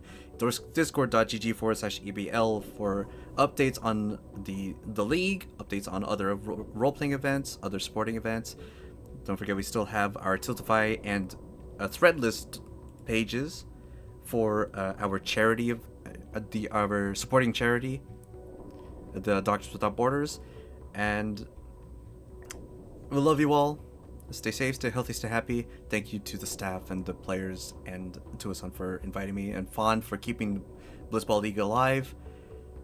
Yep. I have been Lotta Tokkabout, also known as Curious Instigator on most social media platforms. Tuason Ito-Chaontis or Tuason Chaontis on Twitch. We have been your lovely hosts. We'll see you next time. And as always, there will always be a lot to talk about. A lot to talk about. Good night, everybody. Night, EBL.